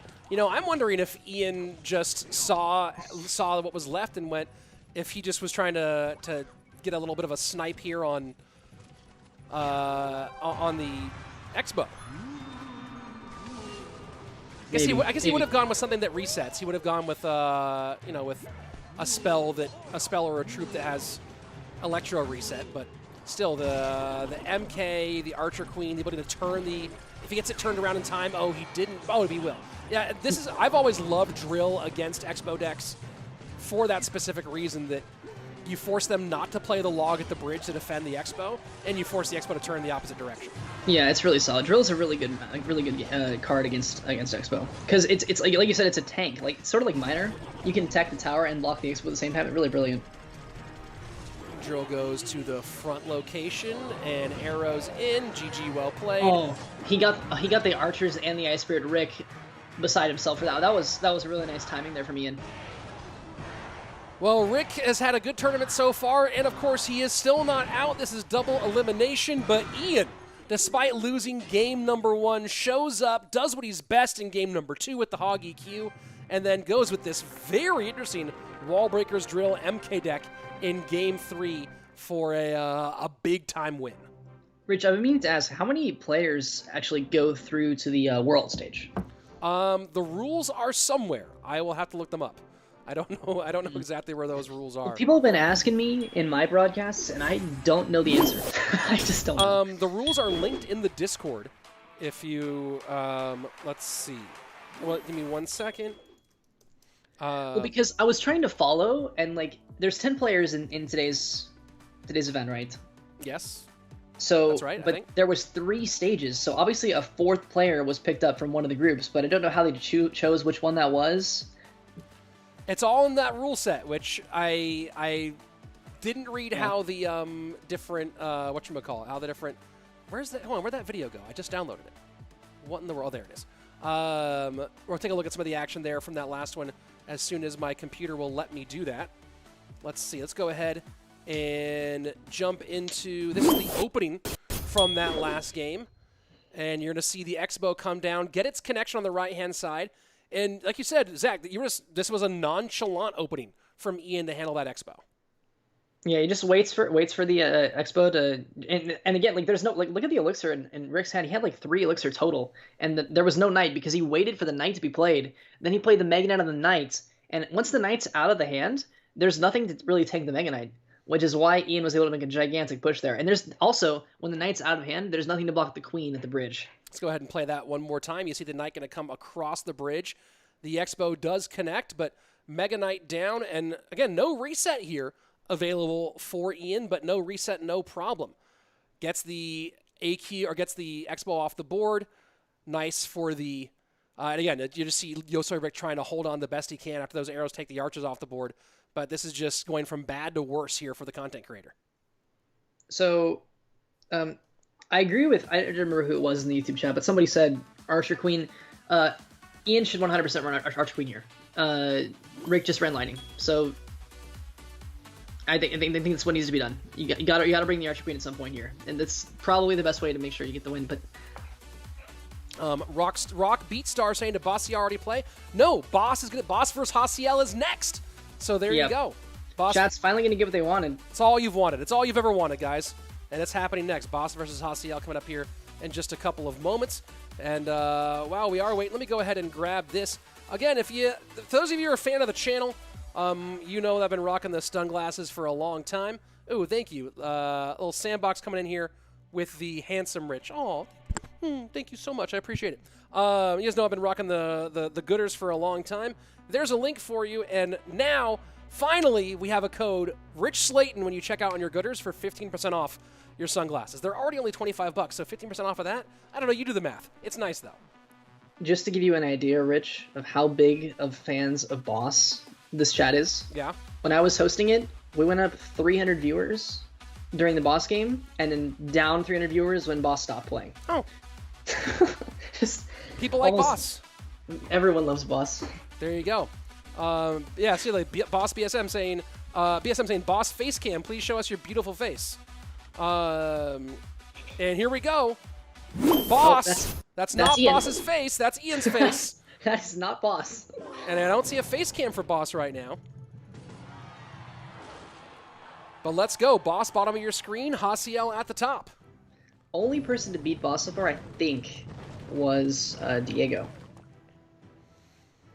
And chat popping off. Hey, let's get your votes in the chat over there on YouTube. I know that they're running channel points on the Twitch side. Let's do hashtag Boss for Boss votes. Hashtag Haciel in the YouTube chat. Let's see what you got. And Bowler to the left, an immediate pressure. And I think that Boss is running the Pigs AQ deck that I've been running. Pigs, Zappies, Archer Queen, yes. Yes. Oh, he's running the Zappies variant. I think he's running No, Zappies. I I'd don't be think shocked he if he is. wasn't. I think Maybe he's he running. isn't. I think this is the older version, the one that I run, which is going to make this a real annoying matchup for him, actually. Rich, you gotta switch to Zappies. Yeah, my Zappies aren't level for ladder right now. You have Zach's endorsement. Zappies. Is that the mortar variant? The one with Zappies? No, I don't think it is. I think it just plays with like a little bit different. It has like, one or two different cards. Like, I don't think it has Skellies. I think it has like Zappies and like something else for Fire Spirit. It's pretty solid. Well, I'm curious to see how Boss plays this one, and maybe the chat will disagree because chat often does. In my opinion, this is a tough matchup for Boss. It's very, very difficult to deal with this balloon. Well, because your queen just gets frozen, and that's all you have. There's nothing else to defend against the balloon, and it's not even really playable, especially in double. So Boss has to come out really swinging here just to have a chance in this game. Like he needs to get a big lead in single just to have a chance. And the NATO only pulls one pig. That's some significant difference there, 1539 to 1852. Definitely a good start for Boss. But still, if Haciel can hold on with like a decent amount of HP on his tower, he should be more than fine. A lot of people in the YouTube chat really excited for Boss. As you can see, the message is popping up there on the left-hand side. And then one person mentioned that DiegoB was his best friend in high school. Pigs go to the right-hand lane. They'll get some good damage here, but cage to cage, the first cage will pop, second cage will pop, and this should be a tower down here as long as the freeze is available, and it is. And it is. And yeah, that's why this is so hard. You're completely right, Rich. It's so hard to do anything.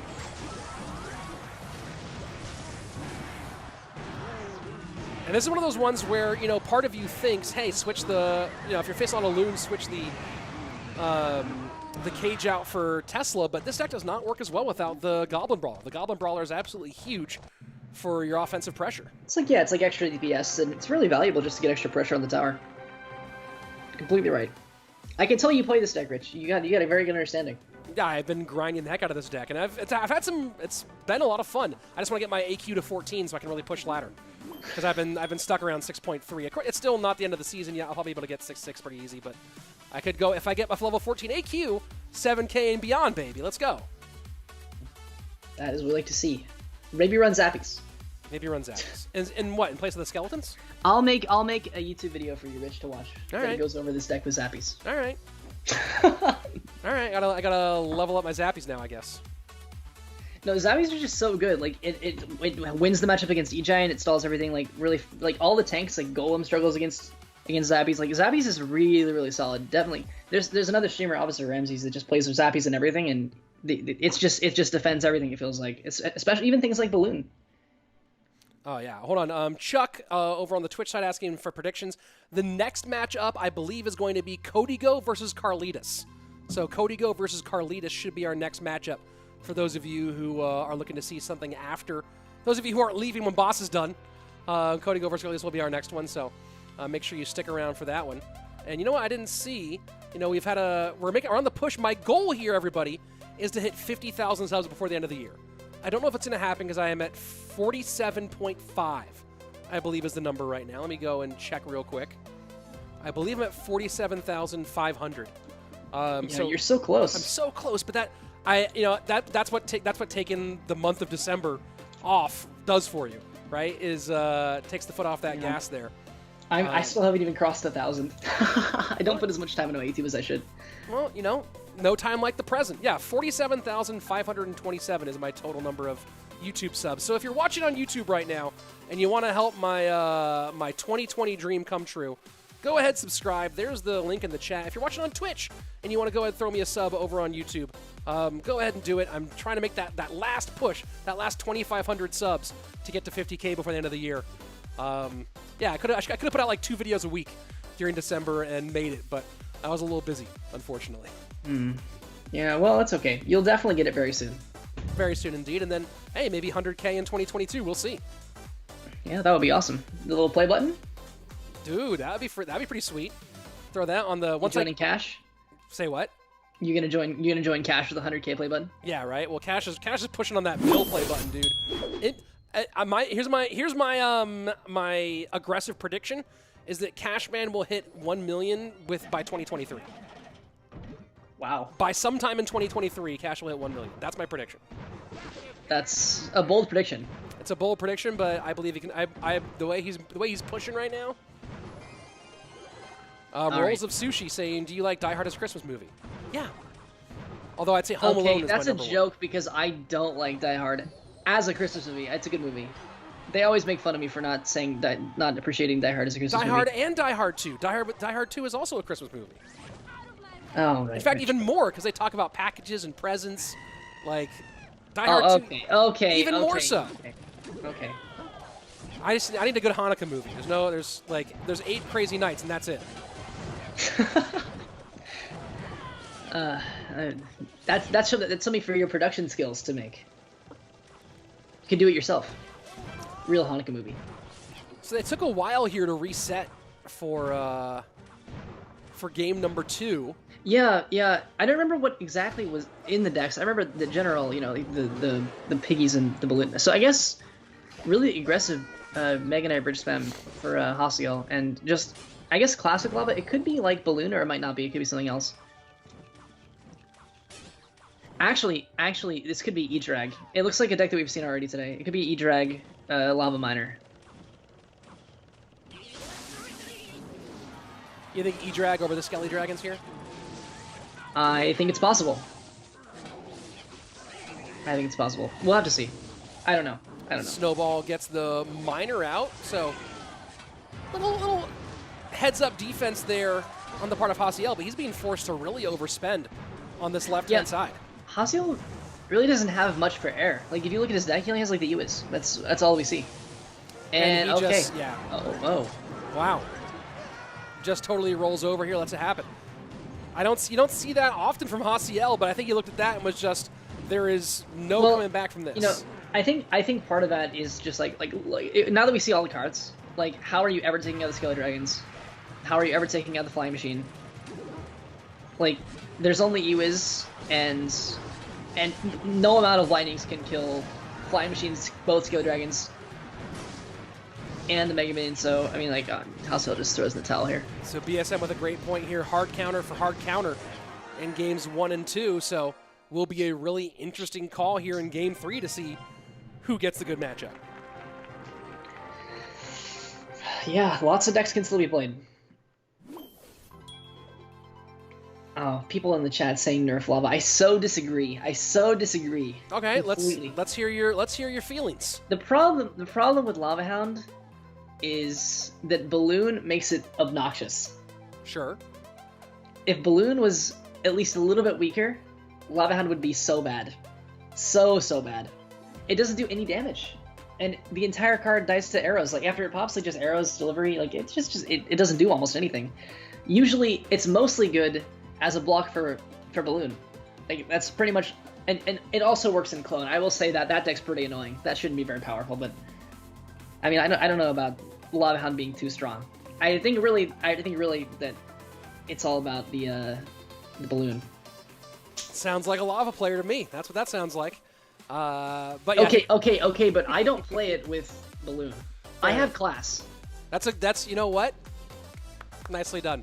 I have class. It was an old CWA meme that on every video that he ever made, there was one commenter who always asked, "But what about Lava Land?" For like, I think it was asked for like 2 or 3 years. So I understand the feeling. I play a deck on my stream that is 2.8 Lava Hound, no Balloon. Okay. We use like Spear Goblin's Bats. That's it. Okay. I'm in. That's a skilled deck. I went through a Lava Miner phase and realized that I was bad at Lava Miner. So well, because that's when you know that Lava is skilled but Balloon isn't. It's really the Balloon, man. It's really the Balloon. Okay, so here's the one question though. Now, since we're talking about it, I got to put it to you. What about Lava First Play? Oh, awful, terrible, disgusting. Okay. I'll admit I've done it myself, but sometimes you actually have to do it. Like, in some matchups, like, if you don't get a chance to do that, you just lose.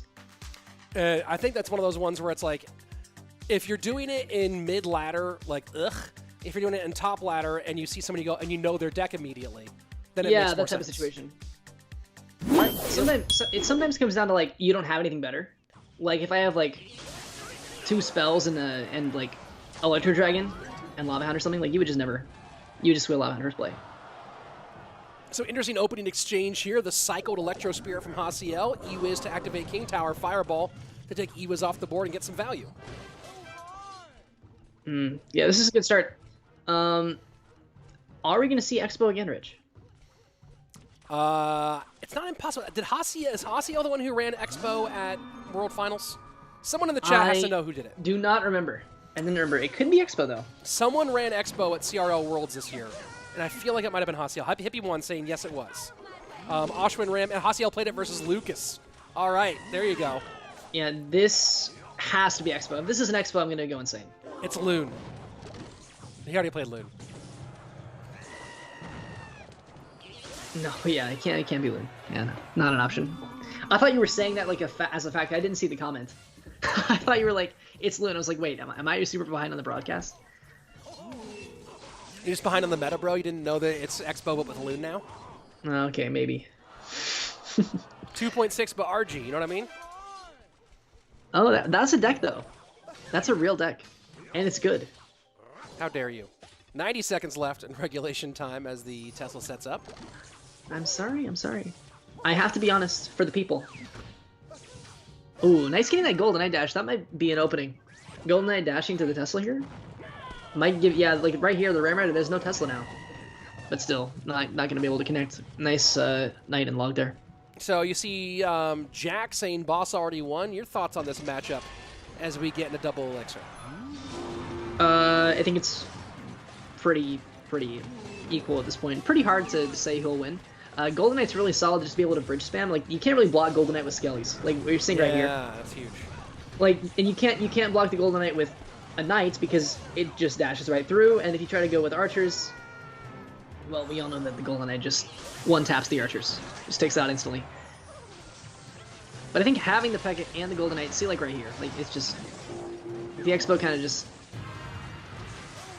So is Haciel's game plan here defend as much as you can high and then go for spell value in triple elixir and does not touch the... Wow. I think the best chance of Haciel winning is if he just defends and goes spells. But, I mean, what does Boss have for a spell? Is it Fireball, Poison, Lightning? It could be a lot of things here at this point. Lightning could be a game changer if that's the case as we get into triple elixir. Right now moving into sudden death overtime, still in double. I will say if it's Lightning, Boss has this game locked up. Because the Tesla just dies. If it's Lightning, but I'm not sure it will be. And that's a lot of spam right there at the bridge. Knight to pull to the opposite side, Fireball to help. That's a really nice Fireball. A nice Fireball. And being aggressive, I like this, but can Boss get to the Golden Knight here? Oh, he has P.E.K.K.A. If he would have had Golden Knight, he could have dashed straight to the Expo. But one thing to be aware of, though, Rich, is the Golden Knight has that glitch where it turns invisible. Right? Yeah. So, if you try to block with the Golden Knight with the Expo, and then, like, you dash the Expo just locks the tower. So that's why probably... Ooh, Tesla stays up. That's why Boss is probably trying to get the P.E.K.K.A down every time.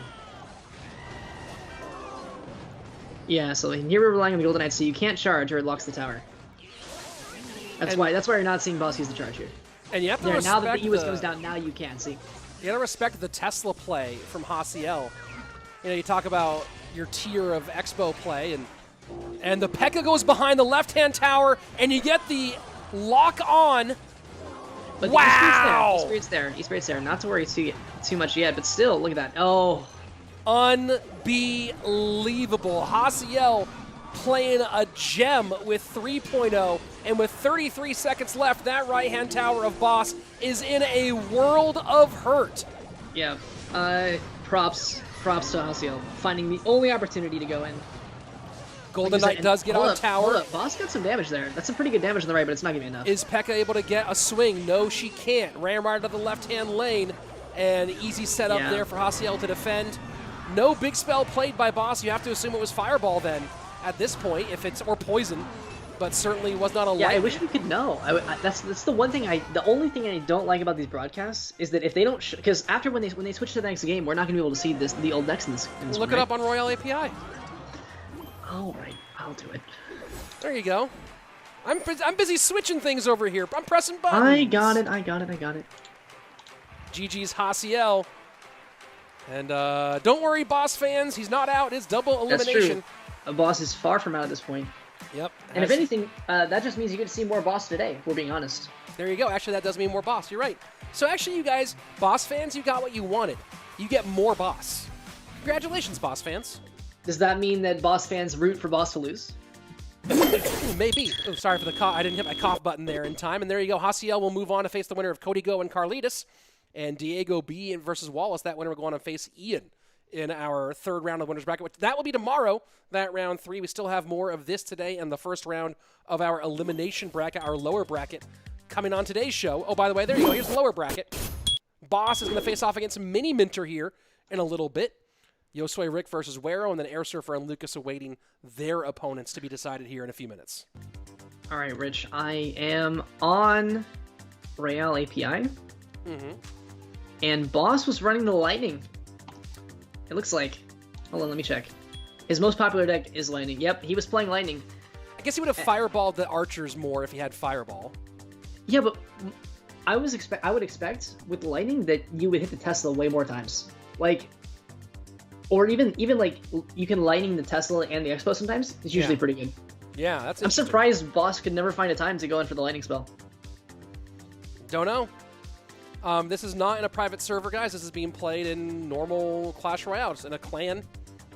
Not a private server here. Nimbus Rider saying Boss got checked by a corporate deck. I've never heard corporate deck before. That's actually really funny. Lucas in the lower bracket. Well, yeah. Well, Lucas lost a game. He lost a. I think people get really surprised when they're like, this great player lost a best of 3, and yeah, it happens quite often. Yeah. Well, I mean, it's 3 games. You only get. I mean, you could always get hard counter twice. Easy. Times.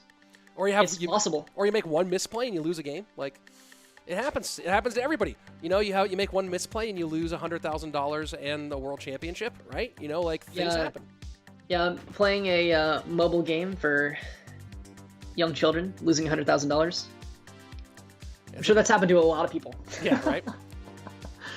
Yeah, the number of world championships I've missed out on in mobile games for a tiny bit. Was this the biggest prize in Clash history?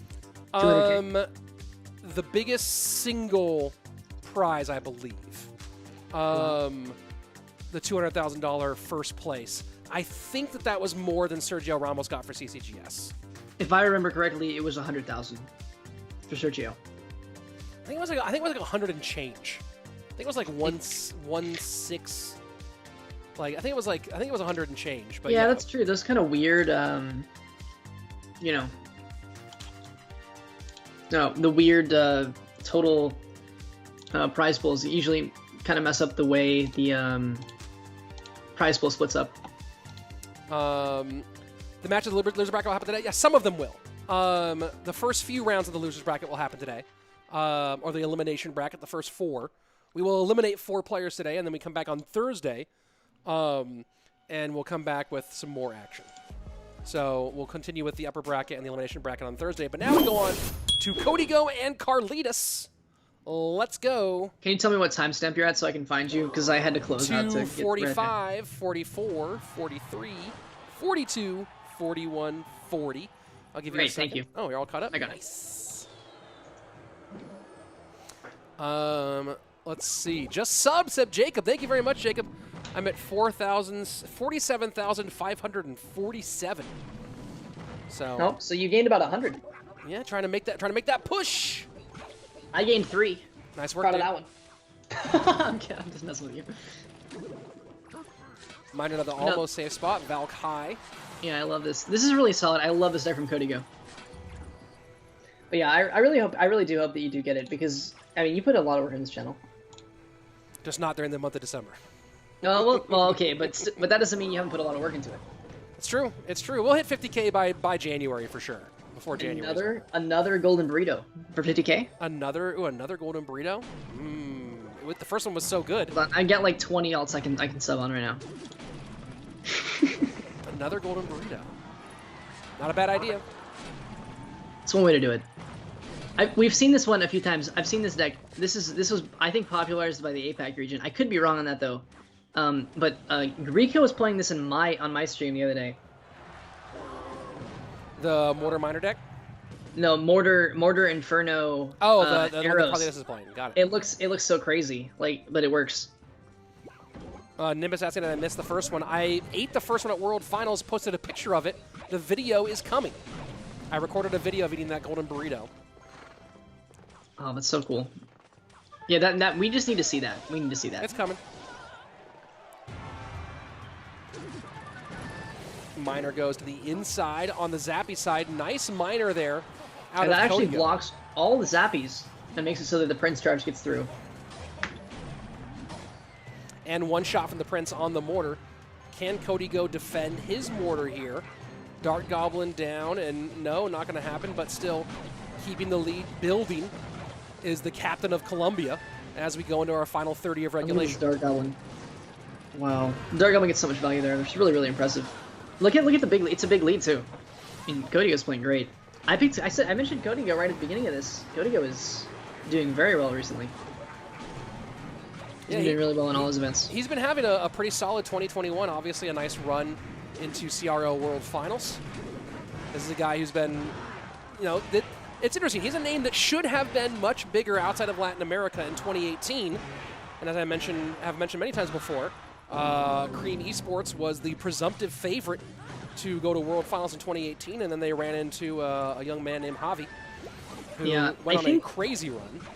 I think part of the reason why some of these players don't get enough recognition is just because of where they're from. I mean, you see players like Mugi with a huge Japanese fan base, but the Colombia Clash Royale scene is not as large at all.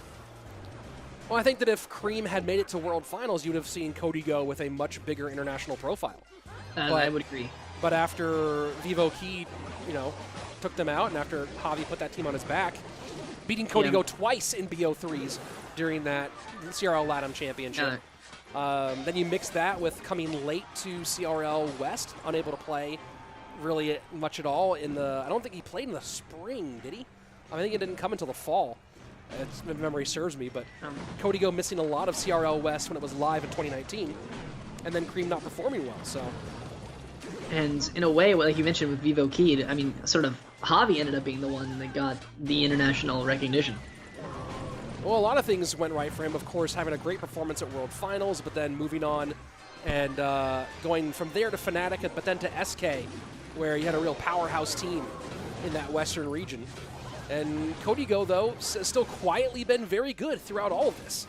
Did the best he could in the situations he was in CRL West, and then great performance leading Colombia in the No-Tilt Worlds. And then now, of course, in this solo season, has been some of the best Kodigo we've ever seen. Yeah, Kodigo's been playing really, really solid. And look at this, just absolutely dominating in this Mortar Graveyard matchup. But the thing is, the Dark Goblin is super helpful for Kodigo. Just having that to take the Graveyard is game-changing.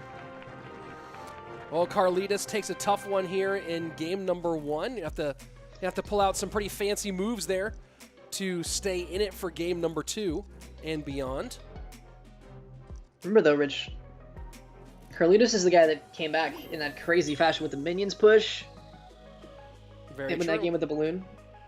Very true. So that's what we're talking about. The last second rocket with the Magic Archer lineup. So Karlituss definitely could come back. Does he have more of that magic ready for this next one? I'm trying to see, let's see. I'm trying to debate. Every time I switch back to the screen, this really cool animated background with all that stuff, it takes a minute to load in. I'm trying to figure out if there's a way I can fix that, but maybe I'll play with it later. Yeah, it messes with my feed too. Yeah, I'm wondering if maybe I'll turn off the close file when inactive. What do you use to stream? Are you on Streamlabs or no, regular OBS? Okay, I use that too, and it keeps telling me that there's some problem. I get this little notice at the bottom of my screen that's your overload or something like that. Whenever I try to use the stinger, it lags a little bit. I'm not talking about the stinger. I'm talking about this cool background. Just the load-in is weird. Let's see what games are going to be played today. Our remaining games today are the last of our upper bracket round 2, which is DiegoB versus Wallace, and then all 4 of our first rounds of elimination bracket. So we will have 4 players eliminated today. so you guys know. What happened to Chivas Esports? I don't know. I've never was involved with them. Why do I like glasses so much? I don't know. They're fun. Like I started wearing these Gooder brand glasses in like 2015 or 16 or so, way before CRL.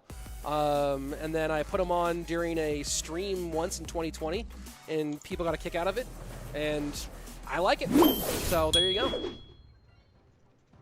Most importantly, though, as Nimbus Rider says, they're fresh. Yeah, I actually wear sunglasses on my streams too sometimes at like, I don't know, midnight when I'm streaming. I dig them. Yeah. Shorts loves my vids. Thank you very much, Shorts. I love wearing you in the summertime. So switching things around here, it's Carlitas going, hey, whatever you can do, I can do better with the going Miner Inferno Tower in this case. Inferno Tower is not what Kodigo wants to see. That is very unfortunate for Kodigo. Jacob Hugger saying, how do I get into commentating for esports, more specifically Clash Royale? Go back to 2018 and audition for the CRL caster job. No, it's a good question. And, you know, Zach might be a good example. You know, I'll be very frank. Someone actually asked me about this recently. As far as, like, career jobs go in casting Clash Royale, I'm not planning to retire anytime soon. So there are not a ton of opportunities in the big games for advancement in Clash Royale at the moment. Of course, Supercell could always add more stuff. That could happen. Who knows? It's true. But as my co-caster here, Zach, has been doing, the best way to get started is start hosting your own tournaments on your channel. That's the number one thing. Start hosting, you know, $25, $30, $50 tournaments on your own channel regularly. Get some practice casting. Get some familiarity with the competitive scene and some experience, you know, talking about what you're seeing and how to frame it in a good way for your viewers. And I've known Zach. Yeah, I've known Zach for a long time, and saw him doing a bunch of casting on his own channel, and we've talked a bit about it before, and finally made it happen today. Yeah, pleasure to finally be able to do this. But you guys actually inspired me to start doing this. Actually, oh yeah, it was you and Andrew. Yeah.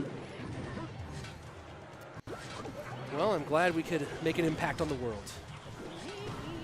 On one person. well, thousands of people, but still on me. But yeah, that's what I mean. I do appreciate you for doing that.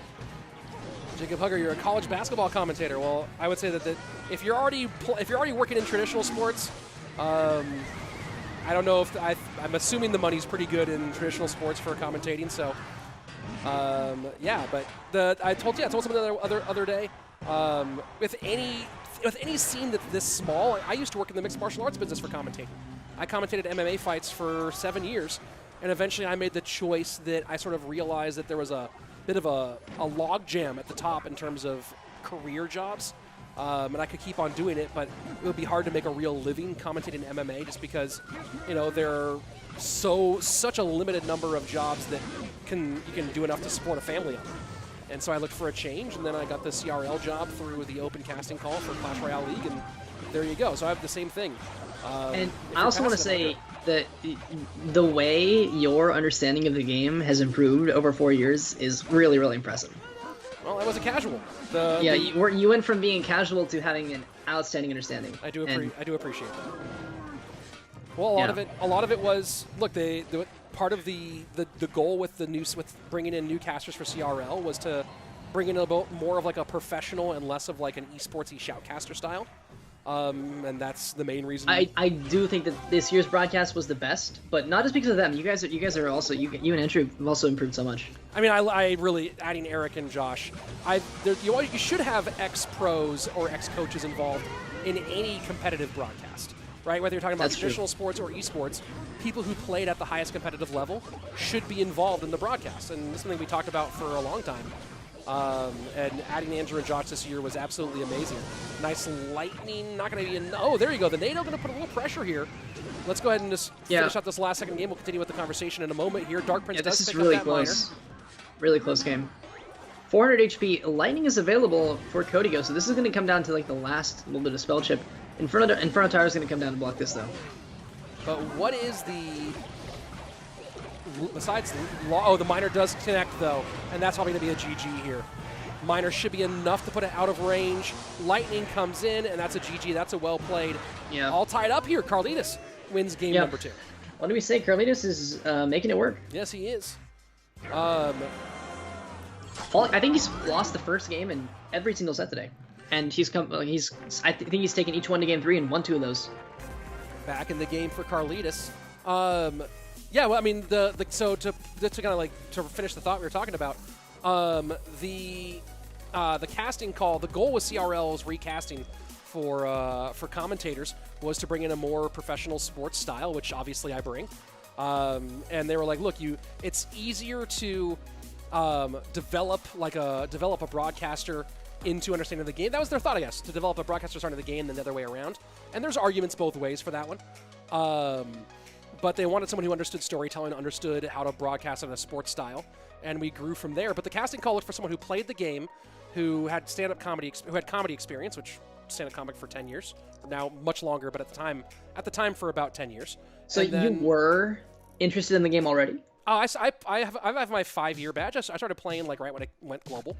I just played, but I was a super casual. I played like while watching TV. You know what I mean? Like I was just a super. I had like I was I had like my bowler bow miner deck.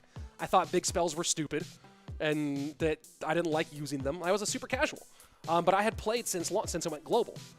So I was competent enough to like, I didn't have to learn what the cards were or like learn basics of the game. But I didn't have any competitive, I didn't watch any YouTubers, and I didn't have any competitive experience whatsoever. But I checked the boxes. I played the game. I had stand-up comedy. I had comedy experience, which they wanted. They wanted somebody who was quick. And I had broadcast experience for 7 years as a play-by-play commentator. And we went through I went through 3 rounds of taped auditions, went through live auditions, went through so much. And then they chose us, and they told us, hey, this first year might be a little bit rough. And certainly took my licks on the front end of that.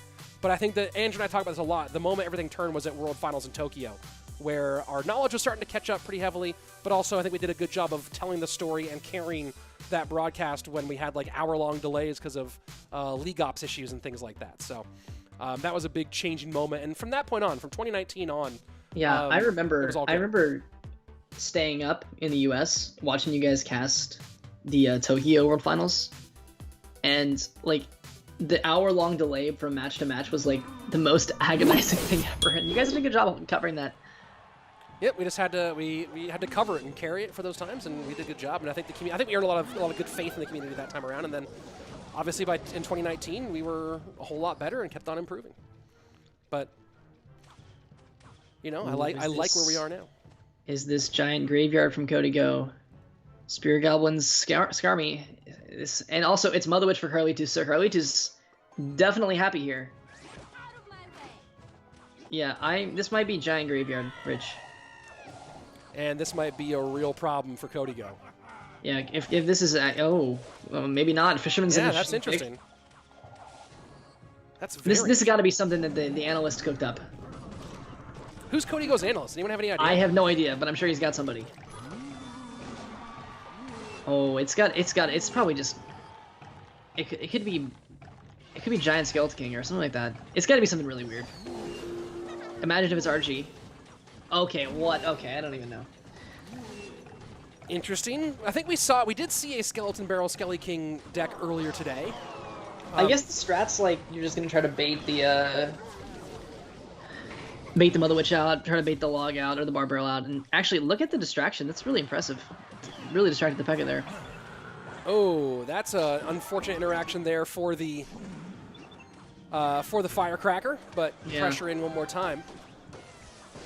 Definitely not what Kodigo wanted, but still, I mean, not too bad of a situation. I mean, he is up about 1,000 HP, so definitely a good start for Kodigo here. And Skarmy for the Archer Queen, and I think I did see someone talk about the lulls of the Skarmy being an Archer Queen counter, because who plays Skarmy? Well, there you go. Yeah, well, Skarmy is generally like not that consistent card to be playing, which is why you don't see it too much in competitive. You know, it's someone that runs Zap or anything like that, anything that just instantly takes it off the board. It's like with the weakest form of like Sheep Swarm.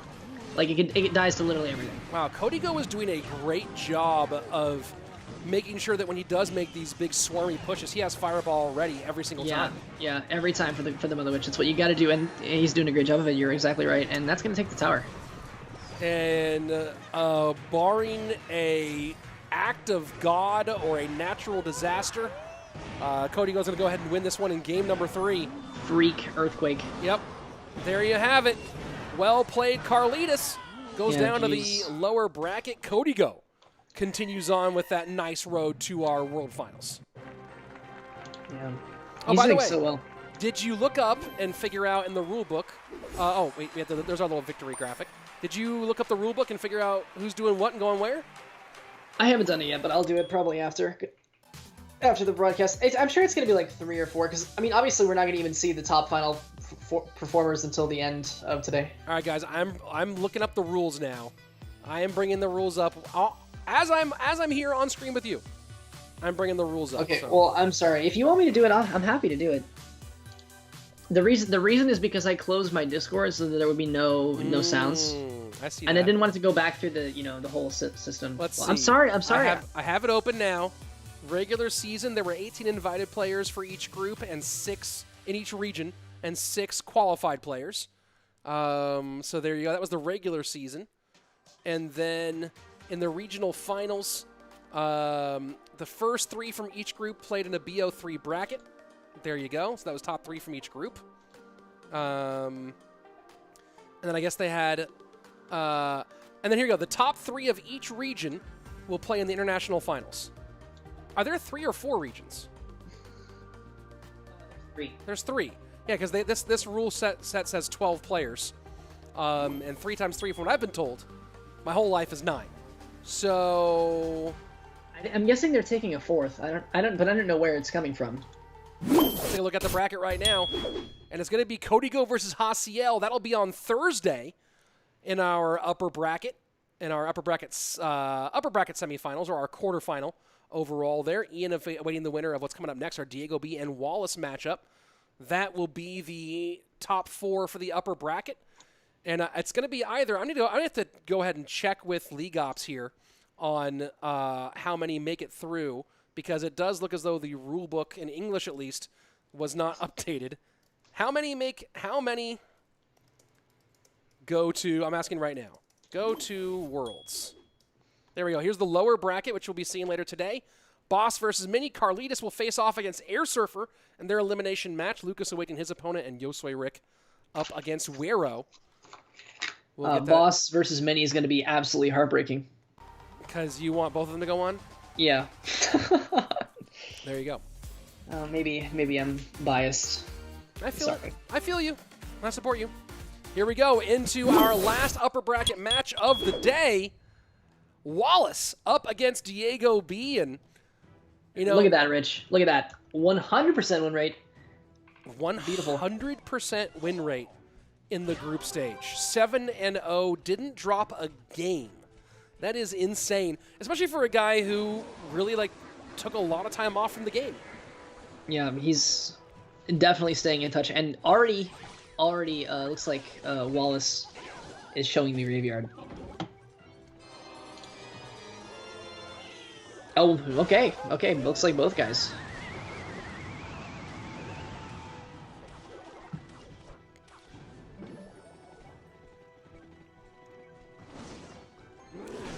Baby Dragon not going to pick up any of that. Bar Barrel comes out, but the Cannon Cart connects. Oh, disaster here. Yeah, that 100% win rate in a lot of trouble. That's about the worst thing that could have happened for Diego right there. Really, really unfortunate.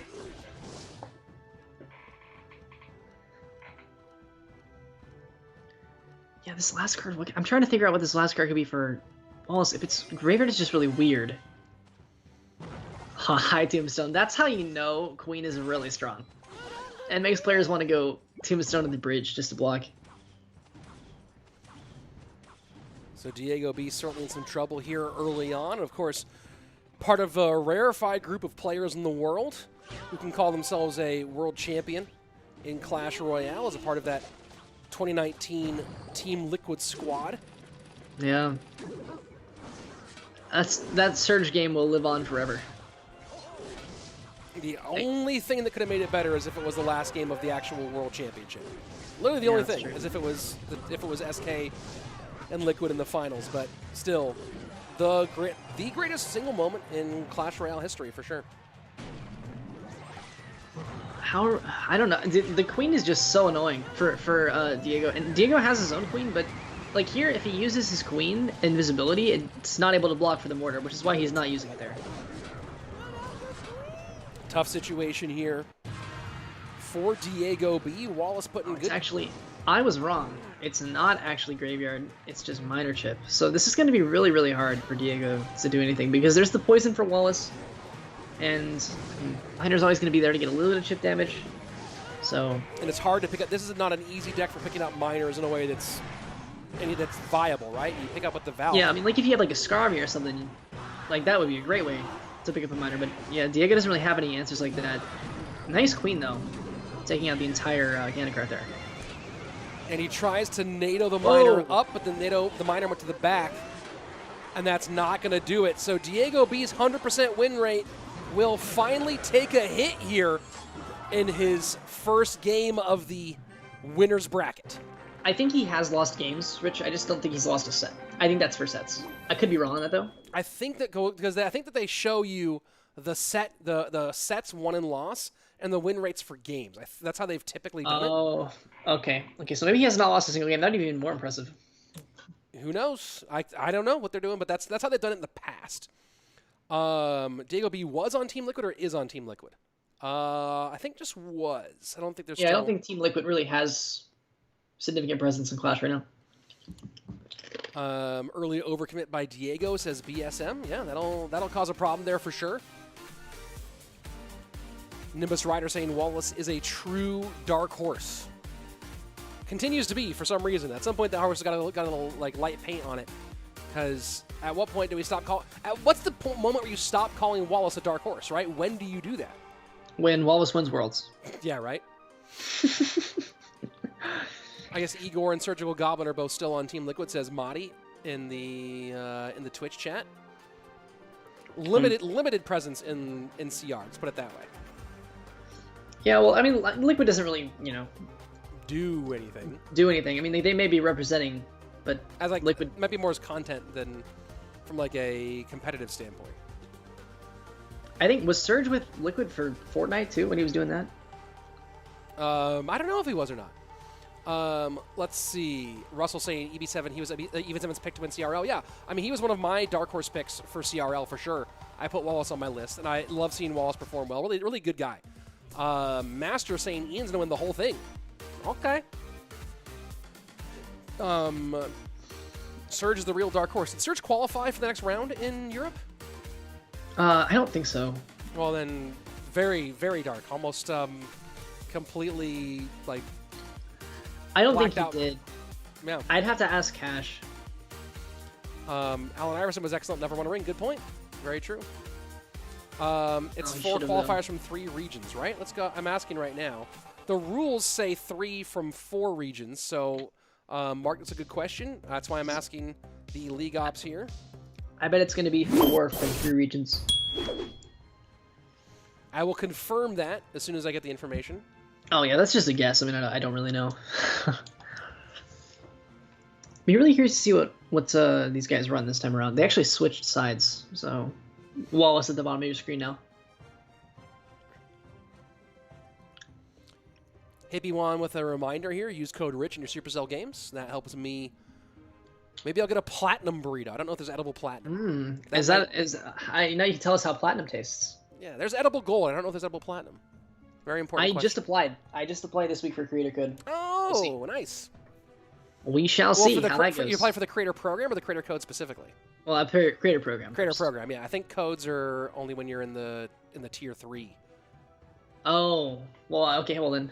But Creator Program's a good start though. That would be good. That's part of the road. Yeah, I could not apply on YouTube though. And I know the code is mainly for the YouTube audience. Code works wherever it works. And hey, Cashman in the building. Ask me what? What are we asking you, Cashman? Did I say something?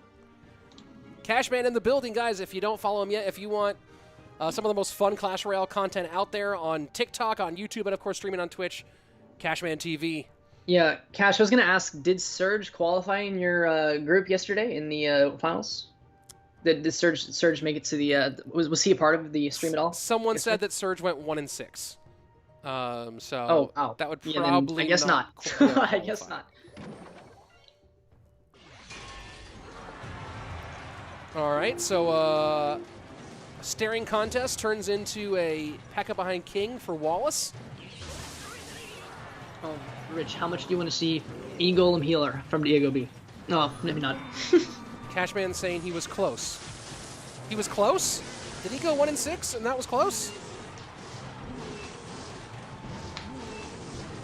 It would be impressive if he came even close, honestly. Golden Knight there to protect the E-Wiz from Wallace. Arrows down. And that's a lot on the board right now. E-Wiz back around one more time, but Diego just putting the heat on the board right now. Yeah, there's no way. Look at the spells for Wallace. There's no fireball, and yeah, this is what we're seeing. We've seen 2 players give up against lava today. If Wallace gives up here, which he probably should at this point, yeah, he just stops playing. Cashman saying that he thinks that Surge went 3-4. Well, maybe he went 3-4. I didn't watch. I don't know. Yeah.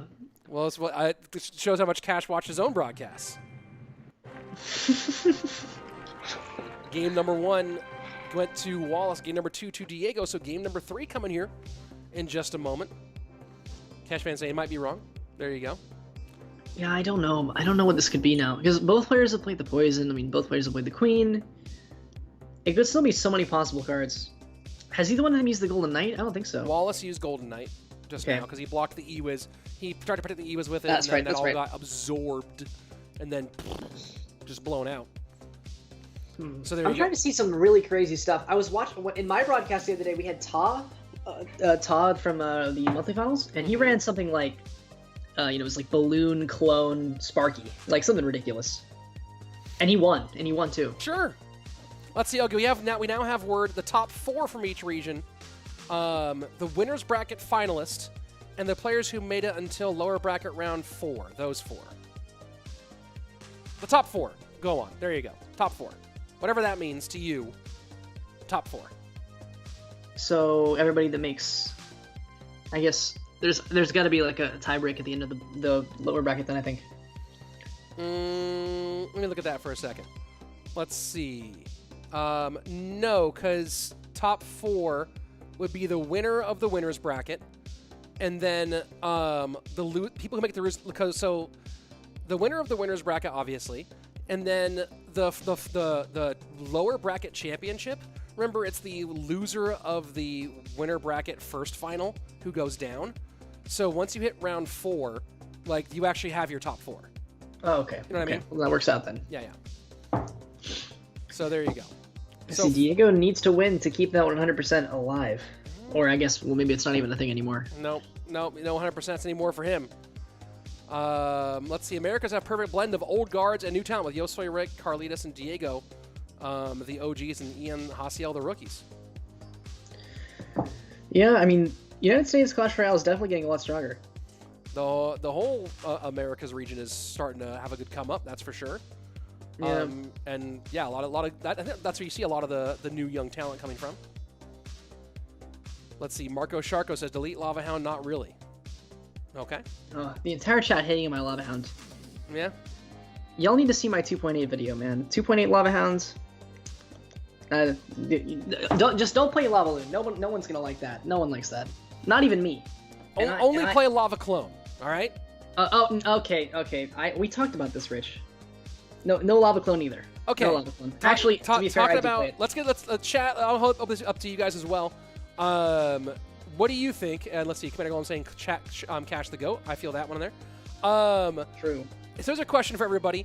What are the things that you see that as soon as they happen inside the game that you just go, oh, come on, right? So for me, if someone plays P.E.K.K.A or Mega Knight and then plays the other one, right? That one, every time that happens, I'm like, what? Why? Why do you? You know what I mean? Mine has to be the mirrored Goblin Barrel. Ugh. That one's gotta be annoying for you. Oh, that's my I hate you moment. Just whenever I mean, like, there are individual cards or individual decks that certainly annoy me. You know, like, I see E-Barbs, I see Wizard, I'm just like, why? What are you doing?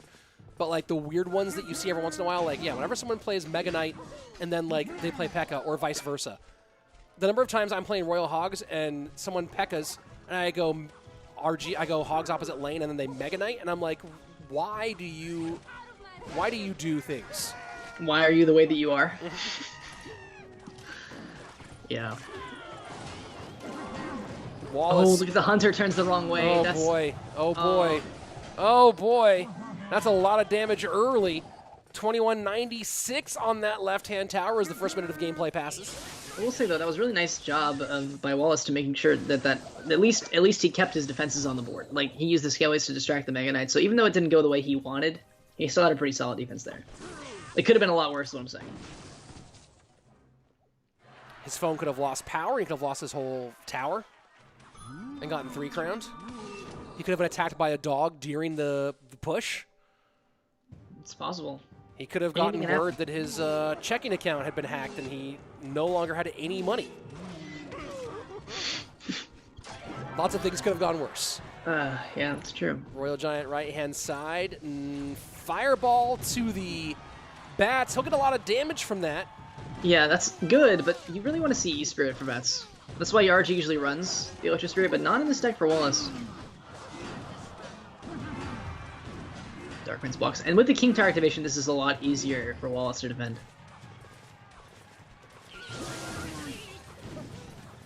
Nice clean up there for the Brazilian. Wallace spent a lot of time in the semi-pros. While DiegoB was playing multiple seasons for Liquid, Wallace was trying to find his way into that upper echelon, playing any tournament he could find. Very similar to Miniminter in that way, that he would play pretty much whatever was available. Had some good runs in... And well, Mini's made quite the name for himself doing that, so Wallace is definitely on the come up as well with the same strategy. Well, then, of course... Another fireball situation, yep. But this time he also gets the Rim Rider, so it's a lot better. And look at the Dark Prince, Rich, top left side. A lot of damage with that Dark Prince, and the nice thing about RG doing some blockage there at the bridge, buying time for the Fisherman to get down and play that defense. So Wallace has certainly turned what started off as a rough situation into the advantage as we go into sudden death overtime, ahead by a little under 300 HP in that left-hand lane. Fisherman gets a lock too on the right. So one thing for Wallace is he does have the luxury of switching lanes. So if at any point Wallace wants to switch lanes, he has the opportunity, but Diego doesn't have that choice. He's got to keep pushing for that left side. Just being able to switch. Oh, that Golden Knight. Evening it up. Wow.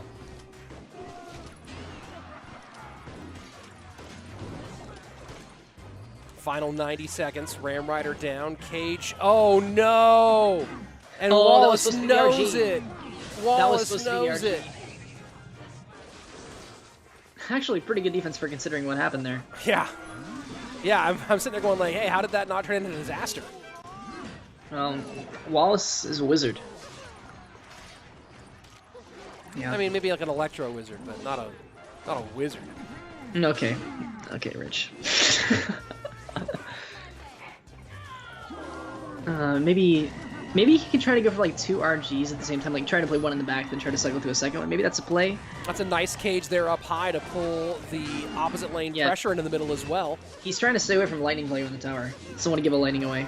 RG down, Hunter behind, no need for the fireball here. Snowball does slow things down. Dark Prince on the left-hand side does connect. Ewiz not there in time, and the RG goes to the right-hand side. Wallace trying to finish this thing off right here, right now, and he does it. GG, well played. Wallace locks things down, comes from behind, and gets the win. Wow, brilliant by Wallace. Really, I think Diego missed an opportunity maybe to capitalize on that cage that was played completely on the wrong side of the board. But really impressive. Wallace played great. DiegoB will drop down to the lower bracket, so meaning we'll see him a bit more later today, but Wallace picking up a big come-from-behind win there. Very well done there, sir. Very well done. And, yeah, there we go. Dark horse, as people say.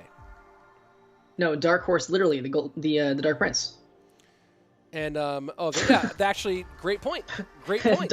Literally the Dark Horse winning by virtue of the Dark Horse. And I see someone. We got a clip there. Let me go ahead and see if I can pull this clip, and we'll see what this replay is going to be. I'll just label it what it was labeled, and we'll get a little replay action here. 1 second, folks. That's great. Actually, an actual Dark Horse for the Dark Horse. All right, let's go ahead and take a look at this replay moment. It was labeled "Oops" as it was clipped. And, oh, there we go. This was the Goblin Cage being played opposite side. And still, the Log Dark Prince does shut. Oh, that was a short clip. I mean, I think my question is if maybe some like lightning is played on the Dark Prince, maybe he could have gotten some damage there from the Ram Rider charge, but maybe not. I don't know. Oh, that clip was crazy. I didn't know clips could even be that short. All right, there you go. Nice short. It's Boss versus Mini next. Yes, Boss versus Mini will be the next matchup, folks. Those of you who watch along at home. And yeah, Cashman asking if guys, we've said it before, if you want to see decks on, if you're asking, hey, what's a good deck for Arena blank? Cashman. That's always the answer to that question. What's a good deck for Arena 4? Cashman. I tell my viewers the same thing. What's a good deck for Arena 7, but I don't have Wizard? Cashman. But he's not there right now. You get what I mean. Cashman would never tell you to play Wizard. He's a man of class. How dare you? Cashman has advised Wizard, I believe, many times. Every card. Cashman will advise you to play any and every card. One of my I don't want to call one of my favorite videos was on building decks for like early arenas, and one of the pieces of advice that Cash gave was, what about what you already have one condition, win condition. Well, if you have one, go ahead, put another one in there, because if they defend that one, then they can't defend this one. And it totally, like, for early arenas, it totally makes sense. But like, I cringe so hard because I'm always like, and if everyone plays like Ram Rider, it would never work. I want to break my phone in half. That made me laugh so hard, but it makes total sense if you're like Arena 5, Arena 7. My favorite Cash video, because yes, Cashman, I do watch you. It's the one where he's talking about Expo. And if it's a good deck, it's one of his overrated, underrated videos. And he was going over Expo, and at the end he's like, if you want to spam buildings, play Clash of Clans. That was his funniest one for me. I love that. That's actually great. That was a good one. Ask Cash is Ask Cashman. I should get trademark on Ask Cash because that's actually great. Cashman, I think people watch me for my quality gameplay. I watch you for your hair, dude. Let's see. How much does the winner get? Asked Ilmatic. The winner gets 15,000 euros is the grand prize. About $40,000 is the total-ish. About $40,000-ish is the total prize pool for this event. So 15,000 euros, which I think is about like $18,000, is the grand prize for this competition. Yeah, that's still a ton for like a 1 month long event. No Morial saying Daddy Boss is going serious now with some devil faces. Well, Boss needs a win. Fair enough. He has to win. Or he's out. Nice E-Spirit. That's going to get a connection. Really nice play there by Boss to get almost 3 shots. Wow. I'm kind of surprised that there's no face cam for Boss. I know he has one. Wonder if he's on vacation. Maybe. I thought Boss is making the switch to YouTube soon. I don't know if you saw that. I think I did see that. King Tower activated. Reminder from Chuckwagon, we are in the lower elimination, also known as the losers bracket. So if you lose the BO3s now in these next 4 matches, your tournament is over. So best get those wins there, boys. Yeah, I don't know how. See, this is a perfect example, Rich, of why you need to be using the Zappies. That Pekka can't do anything. Golden Knight nearly cleared them all out, though. Nearly. Yeah, but still, the Pekka ends up pretty much dead. And I don't really think that Many needs to even play anything more for this Pekka. It's just gone. By the end of this broadcast, I will have convinced you to level up those Zappies. AC asking, is Airsurfer still in? Yeah, Airsurfer will be up next, up against Carlitas. AC, you guys put the whole squad together again, trying to set up, you know. I don't know if you know this, Richard. They were doing, whenever I was broadcasting the Americas region, they had everybody, you know, watching Diego, and they were all there hanging out. Oh yeah, I saw. Well, I saw that they have. I saw the clan that they have going. Yeah. Look, it's if you want to see like one of the more OP, old school 7-person clans in the game right now. Ooh, is this gonna connect? It's gonna be very close. Pekka goes to the left-hand side. Mega Knight, same lane. Fishboy pull, and that's interesting. Fishboy pulling the Pekka up earlier than Boss probably would like. Yeah, that's another thing. Fisherman does that, and it makes it so that Boss doesn't have enough time to make a big push with that. He just kind of has to like give up the Pekka because now there's no time to support it. Maybe there's a chance for a Golden Knight dash. Maybe not though. Boss not gonna do it. But Knight, gotta get a nice lightning for the Queen. Mega Knight taking a little bit here for the Graveyard. Going to get a couple of skeleton stabs. And MK pushes opposite lane now with the commitment by Boss to defense on the left.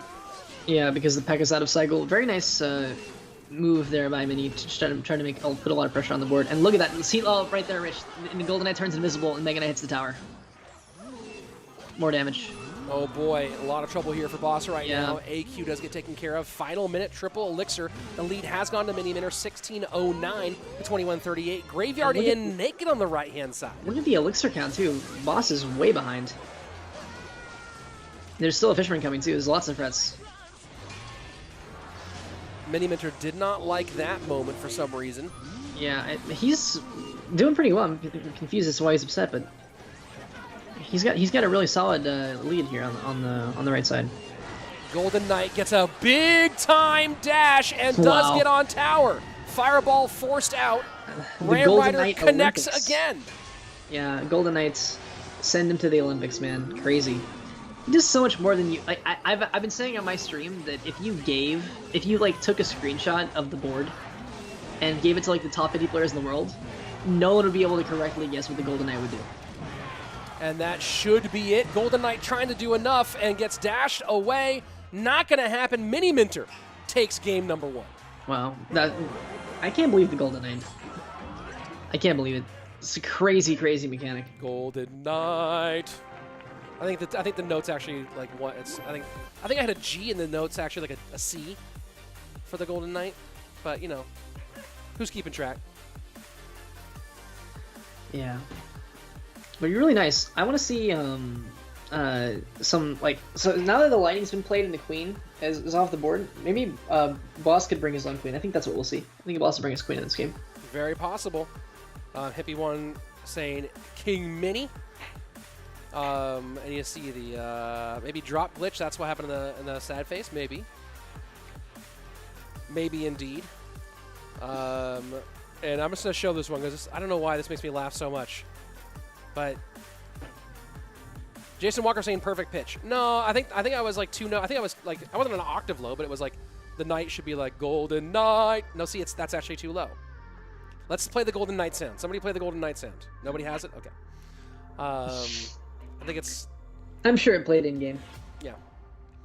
Hey, is Clash Royale Esports in the building? Hey, Clash Royale Esports. Mwah, how you doing? I said hi immediately. Good to see ya. Did you have a good holiday? Did you say hi to your grandma? Say hi to your grandma for me. All right. Good to see you guys. Leonard saying. Is that Rick or is it somebody else? I don't know who's on that one right now. I don't think it's Rick because I think it's like the middle of the night in Helsinki right now. Maybe Look at AC with the flex. He could predict the Golden Knight's dash pattern 100% of the time. You know what? Probably accurate. I think that you know what? That should be a video. AC, we should do that. We need to make that a video. That would be fun, actually. Where we freeze it and then you draw out. You telestrate draw out the path, and then we have to see if you got the path right. And to make it even harder, sometimes the Golden Knight just randomly stops. There was one. Yeah, I don't know who's really on the weird. Clash Royale. I don't know who's on the Clash Royale esports account right now. There was one at World Finals that where the Golden Knight sometimes what will happen, the Golden Knight will do its dash, hit all the troops, hit the tower, but if a troop is too close to the tower, it turns back to the troop. Yeah. And doesn't do the tower. And it changed drastically affected one of the games during World Finals. Whenever we were trying to talk about it, we were trying to figure out. None of us could figure out why. That was the big thing. We're like all having a big discussion. Here's the reason. The reason is there's no reason. Jank. It's just like really weird. It's really hard to predict whatever it's gonna do. Sometimes it just stops. Like you might play a Skarmy, and then someone will just use the Golden Knight dash, and it'll only hit like 3 skeletons. The Golden Knight is the Golden Knight. I would say is like It's like it feels like it's 98% of the way there, right? Like if just like one tiny thing changes, so it feels more consistent. And I don't know what that thing is because I don't understand computer programming or like what the code is for. But if like it's the Golden Knight is the most exciting card in the game right now, no question. And I love watching the Golden Knight in games. It's one of those things for me, but I'm so focused on the esports side. If it were like just the tiniest bit more consistent, it would be the coolest card in the game, and it's already kind of the coolest card in the game. Yeah, I agree. It is definitely the most fun to watch. Boss running the Quake E-Giant deck that we talked about before. It was Dark Prince played earlier today, but this one going with a more traditional Prince with Quake. Looks like Mini's pulling out a crazy Golem deck. We don't see a lot of Golem competitive. No, not much at all. Not since Royal. Not since Royal. Or, I mean, but Bag's also not playing. Yeah, that's true. There's one other person who still plays a bunch of Golem, and oh my word! Electro Giant decides that your tower is stupid. Sorry about your tower, Mini. That Electro Giant was just like, there probably shouldn't be a tower here. And down to 466 on that right-hand side. Mini's just shaking his head. Boss doing very well in this hand. Mini probably just needs to sacrifice that tower and just go all in, make a big push on the left side. Yeah, okay. Completely agree, Mini. We're on the same wavelength. I think AC saying doing the video of the Golden Knight dash is a great idea. You might have to do that. That actually sounds super fun. That would be nice for World Finals next year. We can do a little segment. If there is something like that. I'll tell you what, the Telestrator was one of my favorite things about World Finals this year. Yeah, it was. I love the season broadcast. It was really awesome. You guys did a great job. Huge props. Thank you very much. Think of the job we could have done if we'd slept. Oh my word! Oh my word! Yes. What did I say? Oh my word! And I agree with Boss. You got to go in. You got to try something. There's no way he can actually stop the E-Giant. So this is all on Boss now to defend. If Boss can defend this, this game is possibly winnable, but probably not. Look how much he cannot. 3 crown down, and GG well played. Miniminter with the 2-0.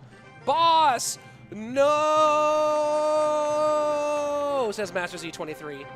Oh, Boss can't bio in today. Wow, really impressive for Mini. Unfortunate. And the GG, the well played. Oh, there's Revel, who puts these tournaments together. Does the AQ float?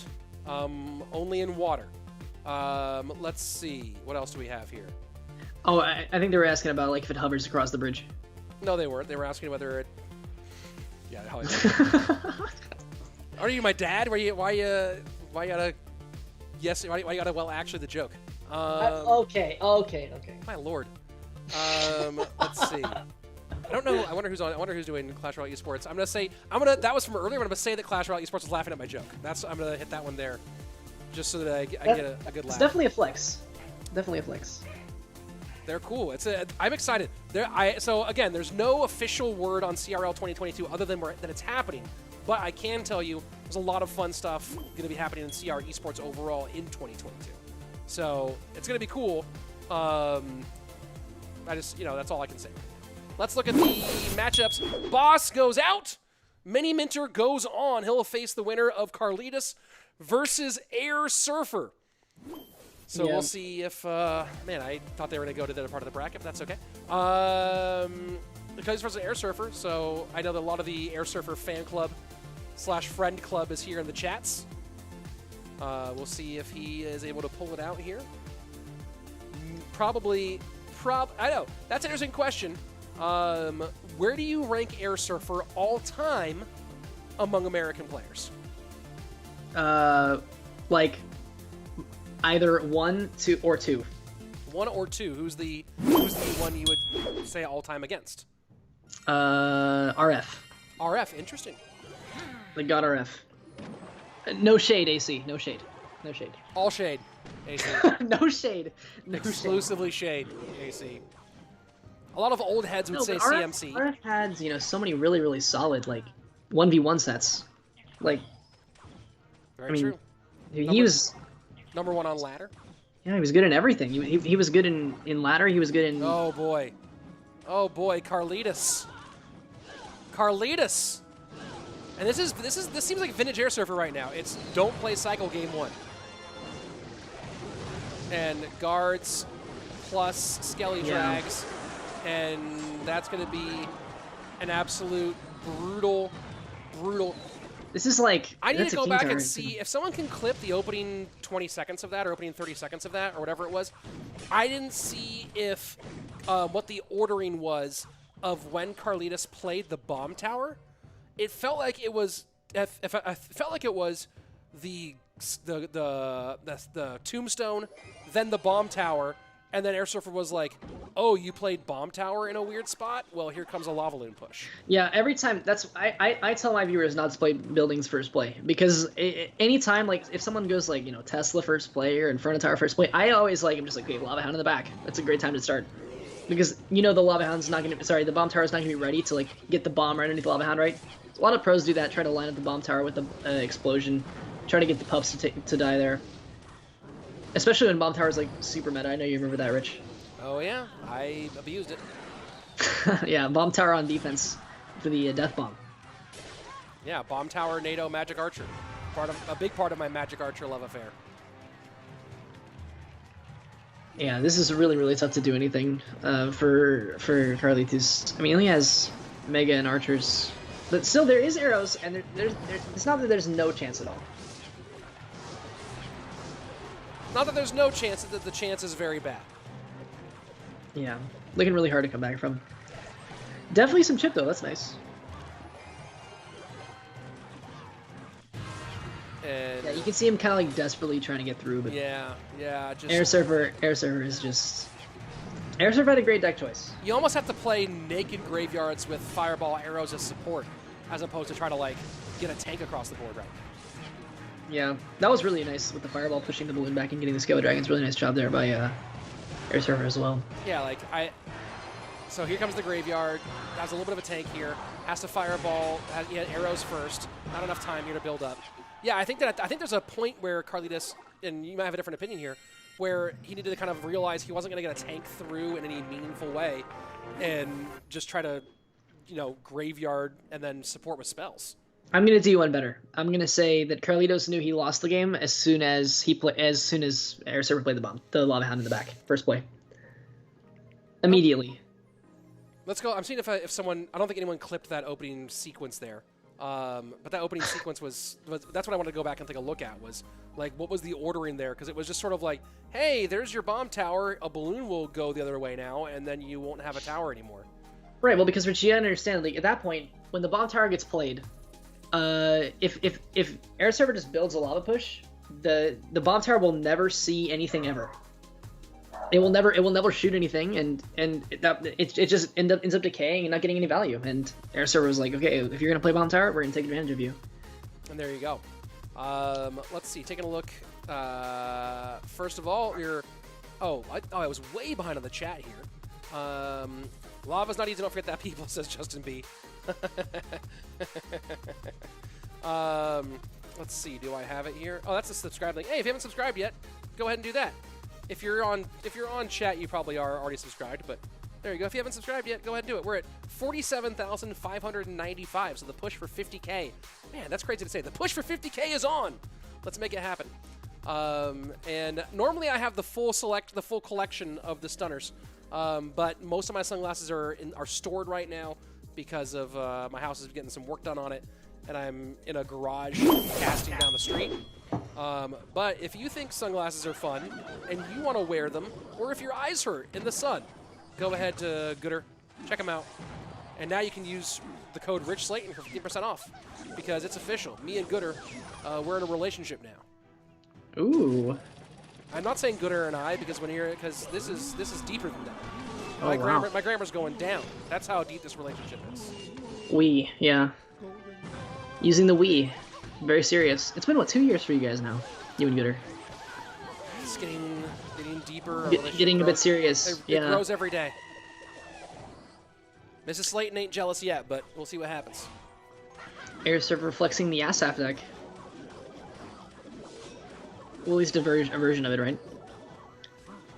We'll see if there's... I don't think there's a Magic Archer in here, but there could be. This is beyond, obviously, P.E.K.K.A. for Karlitus. It's the last two cards, P.E.K.K.A. Ewiz or P.E.K.K.A. Poison, something like that, I think. Actually, no, E-Spirit, so it's got to be P.E.K.K.A. Poison, the last two cards. Good point, Nimbus. They like to put a ring on it. Enough said. Yep. We good. They put sunglasses on it. They did. Really? I've not yet seen golden sunglasses. I'm gonna have to make that phone call. Yeah, could be fun. Yeah, I want to see Poison, but I don't know. Skarmy has to come out every time. There's Barbaro every time as well. Yeah, really, Carlitas should not allow the P.E.K.K.A. to die to just Skarmy. It didn't do anything. The P.E.K.K.A. did nothing except just cross the bridge and die. You got to be able to support that a little bit better than that. First 2 minutes done, and so far, it's been all Carlitas in game number 2. Yeah, and that start. Golden Knight activates the King Tower, but then turns back. Yeah, see, what is that? What is that? I don't even know how to explain that. That's what I was talking about beforehand. I think the Golden Knight is... You know, first of all, I want to say I'm 100% in favor of champions. I think they're a great addition to the game. The game needed something to shake it up a bit, and this was 100% the right call. You know, it takes a while to balance and figure out all the mechanics in a way in the best way. And I think the Golden Knight is the coolest of the champions. He's so interesting. You iron out that consistency a little bit, and you have like the coolest thing that's happened in Clash Royale in 4 or 5 years. Yeah, we still need answers though. We need answers. What is going on with the Golden Knight? Who is the Golden Knight? What kind of product does he use in his hair? That's more of a rich question. Trying to match with those sunglasses. Trying to get more gold. Lightning cycle here for Carlitas. Interessant. And yeah, I think look at that. Airsurfer. Airsurfer just says you're in a lightning cycle right now. Oh my word! Oh, drill goes to the front though, not to the back. And I don't think he can get to another rocket in time. Also, what does Rocket do? Oh, wait! Rocket comes in now. It could win if it beats the lightning. Oh my word! Oh my word! Tries to go for the block, doesn't get a third troop down, and Carlitas takes the game number 2 win. I don't think Airsurfer knew he was up Elixir, so he went for the wall breakers too fast. If he would have gone Rocket first and then blocked with wall breakers, he might have won that. That was a fun ending. Let's see. I think we have a couple clips here to look at. Let me go ahead and download both of them for us to finish off. We'll take a look at a couple different replays here. Let me just get them ready. You're definitely right though. Like Golden Knight is beyond fun. Like it's the most fun I've ever had playing this game. Like seriously, and even since 2017 with all different cards. But still, I still wish that at least seriously we seriously need that AC. That's gonna be the most fun. I'm gonna hit him up and see if we can work out how to do that because that seems like the most fun thing. Trying to predict Golden Knight patterns. All right, let's go take a look at a couple different replays. First, we're going to go back to the replay from what we just saw here at the end, I believe. And, oh no, what is this? What's this one? Oh, this is the Golden Knight. So this is what we actually just saw here with the Golden Knight going to the King Tower and turning back. So the Golden Knight's going to dash in on the Valk. Yeah. Look at that. Yeah, so that's what's interesting. Why does the Golden Knight not stay on the King Tower there? That right there might be. I said this. Actually, I said it's funny if you listen to the actual video. I say look at that. I said the same thing again. Yeah, I can't explain there that. You go. But we need answers from Clash Royale. You know, well, they'll get it done. It's after having more conversations with the team, like understanding the challenges of the programming is so interesting. But yeah, that's so. Why does it? Because also the King Tower is closer. Right, yeah, so let's go back to that. It hits, goes to the bomber, and then turns and walks back. I wonder. I mean, I'm very curious about like if there's a coding reason, true red, true blue, something why that in fact that Princess Tower corner was closer than the King Tower somehow. We have another replay we'll take a look at after we're done with this Game 3 matchup. But first, Game 3 matchup. Okay, maybe this is your deck again, Rich. Maybe. Your deck again. And maybe both players, even. Well, Airsurfer running a Bats variation. Yeah. Wait, Flying Machine? Okay, so this could be just... This looks like it could be very similar. Like, did not expect the Mega Knight. Oh, this is... I think that this actually might be a really annoying... The Flying Machine can be super, super annoying to deal with this deck. If you're playing against Pigs Royal Hogs, which... I mean, not Pigs, Pigs Recruits, it gets really obnoxious. I think that the Mega Knight version doesn't run Recruits. I could be wrong. Or this Mega Knight version might or might not. Who knows what Airsurfer's doing? But I know for me, the Fireball bait matchup with Zappies and Royal Recruits and Flying Machine is a super annoying one for this deck. Yeah, I think we've seen all the shapes. I'm guessing the last cards are like Fireball, or actually, no, he's already played Fireball, so maybe... Yeah. Well, Fireball plus Mega Knight can make this real annoying. And then the other issue is that you're trying to figure out when you're playing against Mega Knight, Royal Hogs, and Flying Machine with this matchup, right? You get caught in a weird spot where, okay, what's your best way to control the Mega Knight? Well, it's also the best way to control your pigs. Okay, so then what's the best way to control the Flying Machine? Well, it's your best way to DPS it's your best way to kill pigs, or your DPS for your AQ.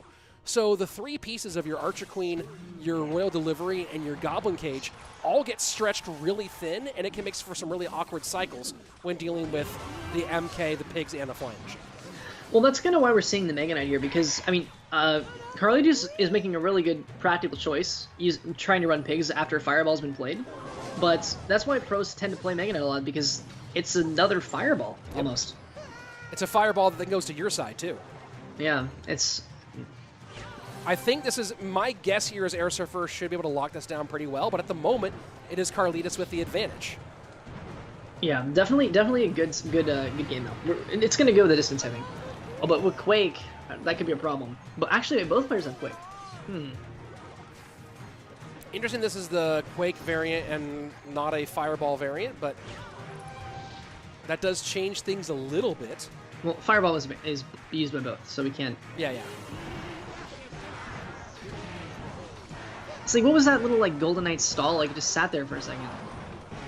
Mid-dash. That was really interesting. I don't understand what's going on with the Golden Knight. I wish I could understand. Well, it'll get there. 14, 19 to 13, 32, and yeah, that's the other thing, too, is, you know... Look at this massive push. Yeah, really, really massive push, and gonna get a decent amount on the right-hand side, but still, Carlitas holding on. Yeah, just having Delivery and Log, wow. Yeah. Both those two spells. That's why you save your spells for the later games.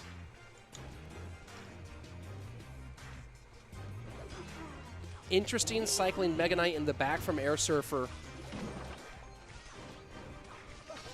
Pigs. Yeah, I don't think it's that weird. As long as he can get back to like Zappies or like Bats or something. Because really, like if you look, Karlitus can't stop Bats at all. Like if you just defend the push with Bats, like on defense he can't do anything. He has to wait till it crosses to Delivery. Oh, wow. Law going to make some room here. Mega Knight and Bats do get some stoppage. There's only 850 left. Well, these Airsurfer's got to find a way through. And it's not looking good. Yeah, I'm a little surprised here, but, I guess it's, when you not playing the Recruits variant, which I'll tell you what it is. Matchup. I think this actually comes down to the fact that there is no building for Airsurfer. That's a huge one. That's a huge one, for sure. I'm going to say that's why... Fire Spirit pressure with the Log on the right-hand side, so Carlitas putting in some real work. And the high MK here. Not going to try to push pigs through at this point, and the delivery misses the Flying Machine. That's absolutely huge. That might win the game for Airsurfer. That's a big mistake from Carlitus. His first big mistake of the game. He's played some really good stuff, but this might be a big problem. Flying Machine's not going to be able to die here. Golden Knight's going to dash. Pigs down to the left-hand side. Flying Machine still alive. EQ in, trying to make some room for the piggies to sneak through. Our arrows down. EQ on the opposite side. Carlitas does end up taking it. Airsurfer nearly steals it at the very end, but it will be Carlitas going on. Airsurfer eliminated here in the first round of the elimination bracket. I don't think anybody expected Airsurfer to be out first round in the losers bracket. Absolute wow. He was playing... Carlitas is playing really good in the group stage, too. Yeah, he's having some big moments. some big moments here, and moving on, staying alive. One step closer to that top 4, moving on to Worlds. We'll be, of course, seeing that on Thursday. Mikey's saying there's a restaurant in the States that serves Wagyu beef with gold flakes. Must be good. Interesting. I'll take my golden burritos, but I appreciate the idea. More golden things to eat. Golden things to eat. It's like a Mr. Beast video. Yeah, that would be like a Mr. Beast has a whole gold feast that he does. The Beast Feast. The Golden Beast Feast. I should pitch that to him. Let's see how it goes. Yeah. Let's see. What a matchup. You can be the subscriber that just happens to come by and participate in the meal. I actually don't think I sub Mr. Beast. I think I'm one of the 4 people who don't sub Mr. Beast. Inexcusable. I know. There's a few like big YouTubers who I follow, but not a ton. Golden Hog. I have the Golden Princess and the Golden Mega Knight in my setup, which of course is all packed away while the house is being worked on. But no, no Golden Hog. Maybe that's next. Supercell, make a Golden Hog. There you go. I don't know if a lot of people thinking Lucas will win, but Diego's been playing insane with this poll. They're running a poll on Rebels. Oh, that's right, Lucas versus Diego, and yeah, I'll show you guys the poll here on Rebels channel. It's a 3-to-1 or 2-to-1 vote here in favor of Lucas from the viewers on Rebels channel. Very interesting. Yeah, Rebel viewers are saying Lucas, but I don't know. Clasher Tim saying that Airsurfer lost with the Golden Knight glitch. Well, that's interesting, right? Because you have that game too, the Golden Knight. That Golden Knight. Let's go back and watch that one more time. That Golden Knight that turned back to the tower. That is why Carlitas wins this game, right? Without this damage that we're talking about here, right? Because that ended up being pretty close at the end with the rocket from Airsurfer. Without that chunk of damage here, I believe Airsurfer might. I mean, who knows? Also, who knows how the rest of the game is played out at that moment? But Airsurfer might win that game. Now, here's also a replay from earlier in that best of 3. Well, I guess that replay got picked up pretty late. Never mind. Sometimes these replays don't quite get there. We're working on the technology, folks. Twitch, you need a World Finals production team for this. Yep, we need more. We need more in and someone's asking, how are you unaware of Golden Knight glitches? I'm aware of all the different things, but we're also talking about like why. Yes, you can say why on a broader scale, but I'm very curious about like the specifics, right? Like what is it being told to do specifically right now? Yeah, that's, I don't know. It's just a weird. I'm gonna lose subscribers saying, what celebrity figure was I? Oh, because I don't sub Mr. Beast. All right, I'll sub Mr. Beast if it keeps you guys around. Jeez. No, I don't care. If you don't sub to Mr. Beast, how are you gonna get invited to real life Squid Game? I still haven't seen regular Squid Game. I haven't either. I'm not lying. I haven't seen it either. Matthew Cadden saying, how do you not know why it's happening? Okay, what I'm talking about isn't the like. I know that there's a wider. Hey, there's something wrong with the coding, but I'm talking about more specifically like what is the coding telling it? Yeah, right. That's what we're talking about, Matt. Is what is the coding telling it that is making that result happen? Right. So yeah, like if I have a runny nose, I know, hey, I'm sick. But there's also, hey, do I have a cold? Do I have something more than a cold? Right? So that's what we're talking about. You can say the broad answer, but we're talking about what's the more specific answer. I love Lucas's deck. Really aggressive. Lucas going with a lot of drill. Yeah, we've seen a lot of drill today. I'm surprised. I mean, drill is actually very weak. Like not that strong of a win con at this point. And we're seeing a ton of it in this setup. I guess partly because the drill decks don't really overlap with others, so you can play it a lot in these types of events. Yeah, Lucas on point with the Valk, making sure to get all the goblins both times now.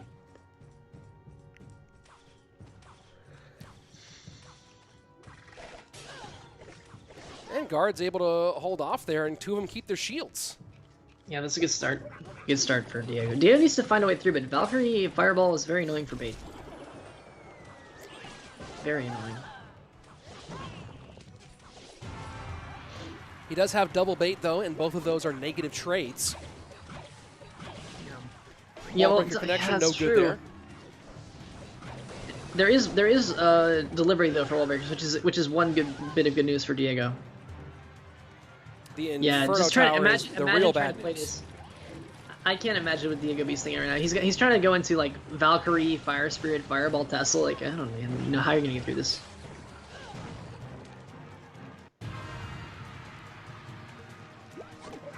$28.12, the number right now on Lucas's top right-hand tower to $20.50. So far things going pretty nicely for the Brazilian. Full drill, wall breaker push, left-hand lane. Delivery does take care of business, and some decent damage coming in. So Diego now able to get back in the game here for a moment. That was beautiful defense by Diego, stopping all the threats from Lucas in the left tower. Really nice job. Let's see. After hit the tower, says crazy here. After the tower hit the bomber, then the king, and once the action of the dash was done, the bomber pushed it away from the king, then killed its bombers closer to the princess tower. That might be the case. It still looked like it was closer to the king tower, but you might be telling us what happened there. I don't know, man. Golden Knight is just.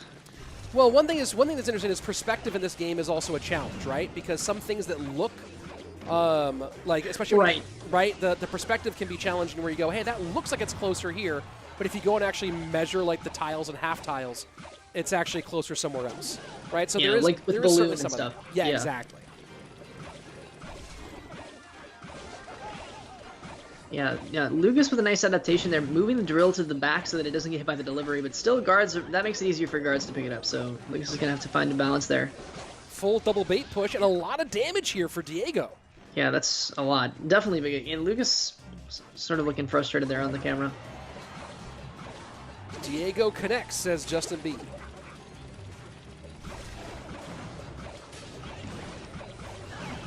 You got to be very careful of these big pushes from Lucas. I feel like Lucas's pushes are harder to defend. Like the timing's a little bit more difficult.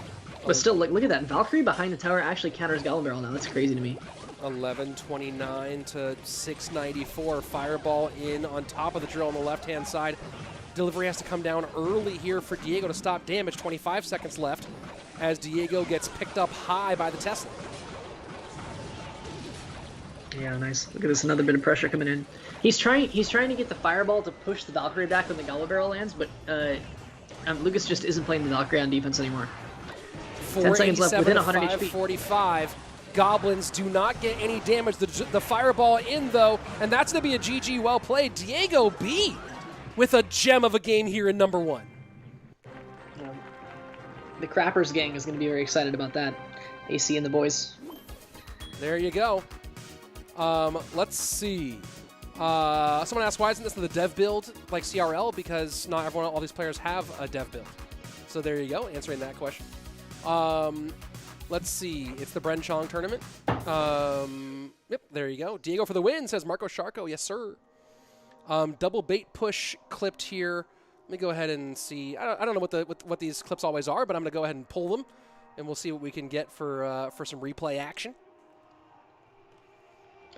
I don't know that the game had a ton of really impressive plays. It was just like a really nice control across the board. Like they're being very careful to avoid the Valkyries. Really good job, just in general, by both players there. And I'll go ahead and throw in the first of our replays as I get our second replay loaded up.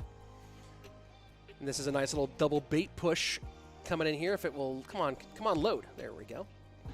Nice little double bait push coming in for you guys here.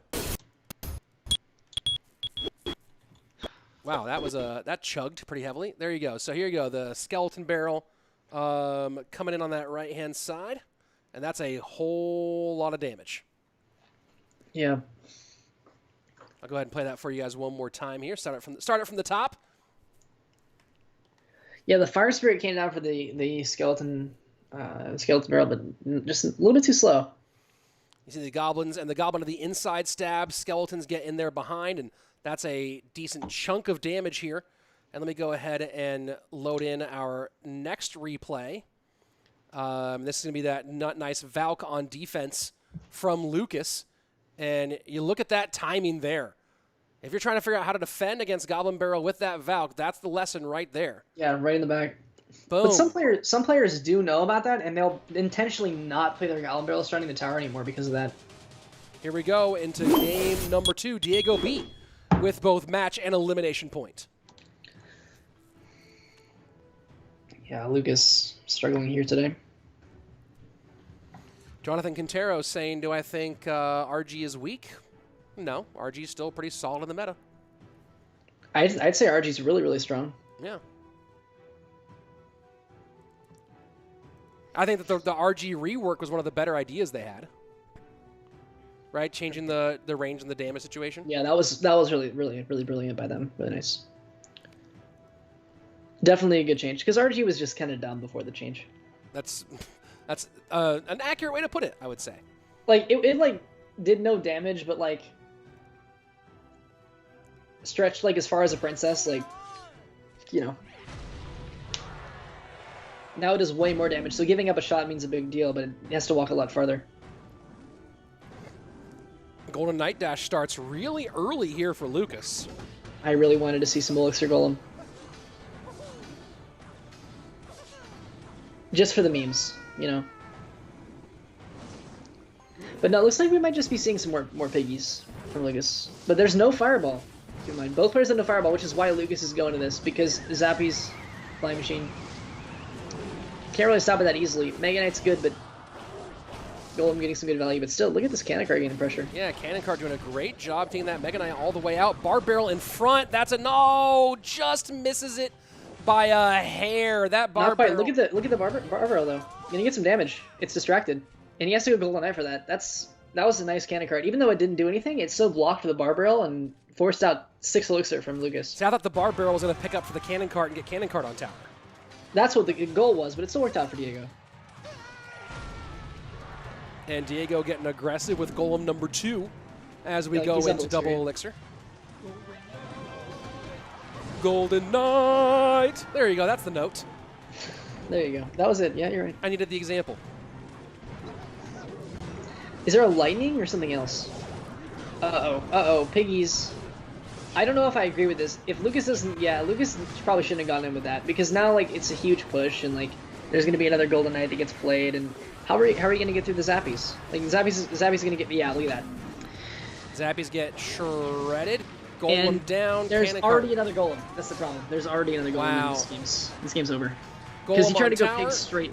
Yeah, yes, he has to pigs. Yeah. He has no choice. And then NATO pulls back, and that's a Golem win for Diego. Diego goes 2-0 and stays alive. Lucas out here in the first round of our lower bracket. DiegoB on a tear in this competition. Only 1 set loss. Really impressive for Diego. Yeah. Overall, very low. Who is this last match between? I forgot who was even playing. Is it Wero? It's Rick and Wero. Okay, Rick. Okay, Rick and Wero. And here goes the little victory dance there for DiegoB. Nice. Yeah, Diego played phenomenal. I love going for a second goal with the bridge there. That's what he was setting up the whole time. That second goal with the bridge was super powerful. I know. Rich loves when a second golem gets put on the board against him. If there's one thing I really like, it's when people play lots of golems. Like, all I really want is people to play more golems.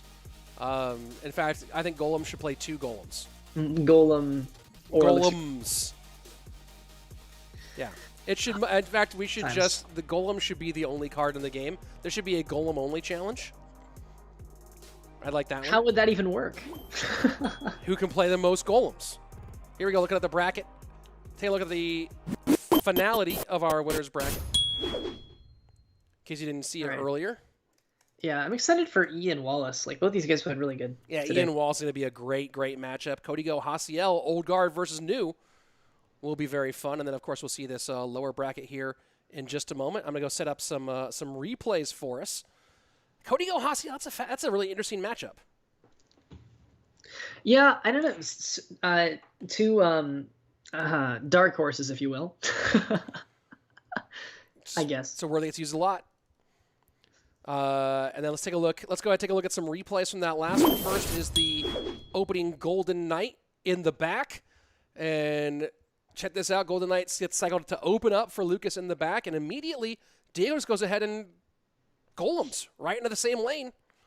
And this is going to turn and get a little bit of damage here. Hits the cannon cart and then turns back onto the tower. So again, interesting. Hit tower first, then cannon cart, and then back to the tower. So I guess maybe the predictable feature of that Golden Knight is that it We'll go back to the second to last target, maybe. And then we'll go into our finish here. This is the, I believe this is the golem to second golem. You see the cannon cart working against the piggies. Way ahead right now is Lucas, second golem down. And Lucas does not have much at this point to try to play defense. Well, yeah, because whenever Lucas tried to go piggies through like a baby dragon in a cannon cart, that was never going to work. And he was just so far behind at that point. And that put Dio so far up in Elixir, and it was just over. And there you go. NATO says nope to that one. Golem very healthy on tower, and that's a GG. Well played, DiegoB, with the 2-0 here. So thank you very much for the help. I believe that's Chuckwagon getting all the clipping done on Twitch to help out with these replays. So, Chuck, thank you so much. You'd really appreciate that. Let's see. Is spamming golem really golem? Yeah, actually, I'll tell you what. Ilmatic saying, Rich, like your vibes and great energy. Oh, thanks, brother. Here's the game mode that I thought would be really fun is Infinite Elixir Miners Only. That's the special game mode I want to see. Infinite Elixir Miners Only. I feel like the strats just spam the king. Spam the king? Not even like try to take a... Not even try to take a princess tower down? No. I mean, if you can spam infinite miners, just go in. Just yeah, but infinite elixir is like 7x. It's not actually infinite elixir. You know what I mean? Yeah, I know. I think I would still go for the king. But then again, the best defensive play would be just keep playing defensive miners because then you get a whole miner army. This is the question we have to come up with. Because when that one card glitch came out, miner only was pretty fun, right? Right. Yeah. Also, Elixir Golem was fun. True. Some people did enjoy that. Now the entire chat hates me again. Let's see. Man to go to, says Zach. I'm glad to see you here. Love your casting. Wait, what? Did someone say something nice about me? Someone did. Oh, thanks. I did get a notification for a few of you guys subbing, so thank you guys for doing that. I do appreciate y'all. And I will be on in the morning for APAC region. He'll be up early to bring you the APAC region. That's gonna be day 2 of APAC, right, for playoffs? Yes. We got Hajime at the top right now. I'm expecting Hajime to do very well. And then, of course, on Thursday we're back here again for the for the Americas. Yes. Playoff final day. Wallace does not play again today. Wallace will play again on Thursday. This is actually, I believe, this is our last match of the day, folks. So if you have not subbed my channel yet and subbed Zach's channel, go ahead, do it now. Now's the time. I haven't posted a link or anything. I would have to comment. And there you go. There's the link to sub my channel on both sides. I just commented. But yeah, of course, thank you all for watching. Appreciate doing this. So, also, thank you to Rich for letting me come on today. Happy to have you, man. It's been fun. I agree. I would agree. I like this by YoSoyRock too, by the way. With the Golden Knight with the Hog. Yeah, that's interesting. Usually see it with the Valkyrie, but no, yeah. going for the Golden Knight this time. You get the... Well, I think the big difference here is that it's not just the Golden Knight switched, it's going Fireball instead of EQ, right? Because you lose the ability to like deal with big splashy troops or big stormy troops the same way for the Valk versus the Golden Knight. So making that change and then changing in the... Oh, does he get the King? Maybe King? Ooh. Almost. He tried. He tried to get the King Tower activation with the Skellies. It's hard to do that, though. I have a whole video on how to do it on my channel. Yep, subscribe to Rich. Actually, the way you do it with the Skellies is you place them in the same lane right in front of King Tower, and when the timer on the mortar hits 3/4, that's when you release. Yeah. By the way, Rich, you just hit 47.6. 47.6, let's go! Road to 50K, everybody. Glad to have you guys as part of the journey. Mortar picks up the Hog, 2001. A decent year for Dr. Dre albums. I'm still worried about this for Rick, though. I'm worried about Quake Cycle. It's gonna be a problem. Look at the bats coming in, but still, definitely a nice lead for Wero, I think. 1914, the mark on Wero's left-hand tower, and gets another mortar down high. A little value there. And plus Fireball. This Golden Knight, does he dash? No, logs instead. Yeah, nice. Really nice play. And I like using the Golden Knight as a tank. Yeah, look at that. Great Golden Knight dash. And still, but there's no way to Quake here. If you Quake the Skellies, like, we could just ignore it. Look at the Hog getting 2 shots there on the tower. Big lead for Rick now. I think Rick really just outplayed there. And that's something that, you know, Rick's he's been maligned. Let's be very honest. People have been annoyed about Rick getting invites a lot, and he again does not hit the timing on that right. You gotta hover those skeletons, and then you release when it hits 3/4. That's the big way to do it. Keep your eye on that timer against that mortar for that King Tower activation. Rick's gotten some flack, and the players who believe that they deserve a shot, not getting invited, and Rick getting invites. But not only does Rick pull a lot of viewers, but Rick's been playing really well in this tournament. That's true. And he has some of the best hair in the game. I would like to see some other people, but that doesn't mean that Rick shouldn't be. I don't think Rick needs to be excluded, but like other people being included would be nice. There's some more people that definitely like. I miss Search TS, and we didn't see Search TS in this event at all. I don't think he was even invited. I have no idea. This is my day one. Still, for yeah, the but Bernard you're Chong. definitely right though. Rick is playing very well today. Just needs to watch my video on how to get that Mortar King Tower activation done. Yeah, that's true. I think we all do. I might have to pull that one up right after this broadcast is over. YouTube.com/RichSlayton, everybody. Oh wait, you're already here? Cool. Yeah, Rick. Great game. That was really good by Rick. Just keep in full control. Game number 1 for YoSoy. I think we have a replay not pulled here, so give me a second to get that one set up. We have a couple here. Let me go ahead and pull both of these. My computer's getting annoyed with I'm doing too many things.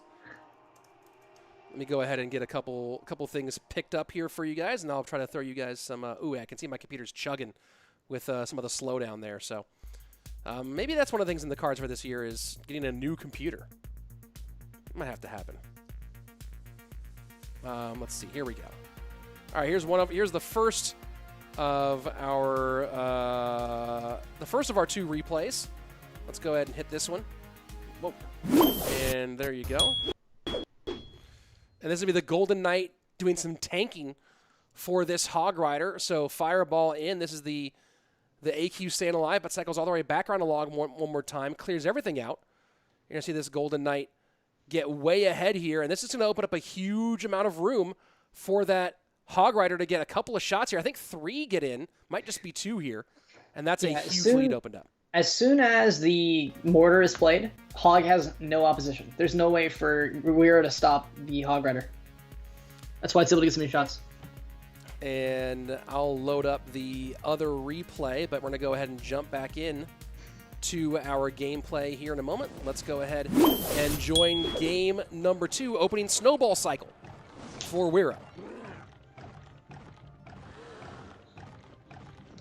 Yeah, maybe this is okay. Does Rick play the same deck a third time today? And I think he does. This is going to be the same bowler graveyard. And this may be in. Well, I'm curious of whether anyone's caught on to this deck by this point. And this, I'm sure. And you want to talk about the knocks on Rick in this competitions? Is he typically does this? He typically picks a deck set and plays those decks the entire tournament. And that is, if you want to talk about a knock on Rick from the competitive side of it, this is probably the biggest one. Yeah, that's true. Justin B asking, can we look forward to more uploads? Yep, absolutely. I took time off after World Finals, but I'm already back now, and more stuff coming throughout the rest of this year, and hitting it hard once we hit January. So yeah, you'll see plenty of stuff on my channel. Don't you worry. I'm out of school, so I'm picking up too. Definitely a good season to start grinding. You're right. I definitely should be going in more for YouTube. Illmatic Skill saying, I saw your garage in my glasses. Not my garage. This is a garage of a house that I'm temporarily renting as my house is being worked on. So there you go. Yeah, but I don't know how. I'm trying to figure out how Rick's ever going to break through this with archers. Like, does he have anything for archers? He's not playing arrows or anything, right? I don't remember if this one runs arrows. I doubt it. I think Wero might have an answer to this. I think this one is NATO freeze, right? Is it? Oh.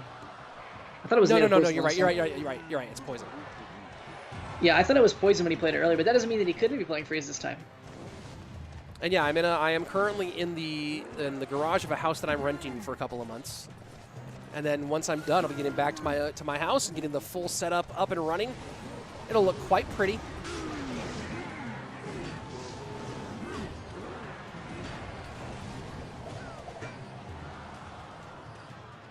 Brawler will get one shot. NATO does not activate either. Oh. Trouble here for Rick in game number 2.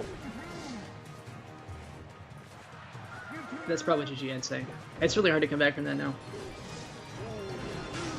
Because there's no king activation and you're just behind in both lanes. No damage on the right side. Almost none on the left. Yeah, look how much damage that got on the right side with that big push. 1,000 just from one graveyard. So as we go into sudden death overtime, it's a big lead for Wero, but a lot of pressure here at the bridge as the Inferno Dragon is tanking for a moment. Yeah, this is a good setup, but still, Archer's Cannon card on defense is really solid for Wero. A lot of people on the YouTube chat saying that we're muted, but my guess is that's just a troll. So It's a troll, yeah, definitely. Yep, fun. Don't listen to those people. Always people doing that. Yeah, nice bowler, but you have to make sure that you stop the cannon card there, because that could have been a mistake. But nice job by Rick, just to make sure that he has a bowler available for that. Here's the poison right here.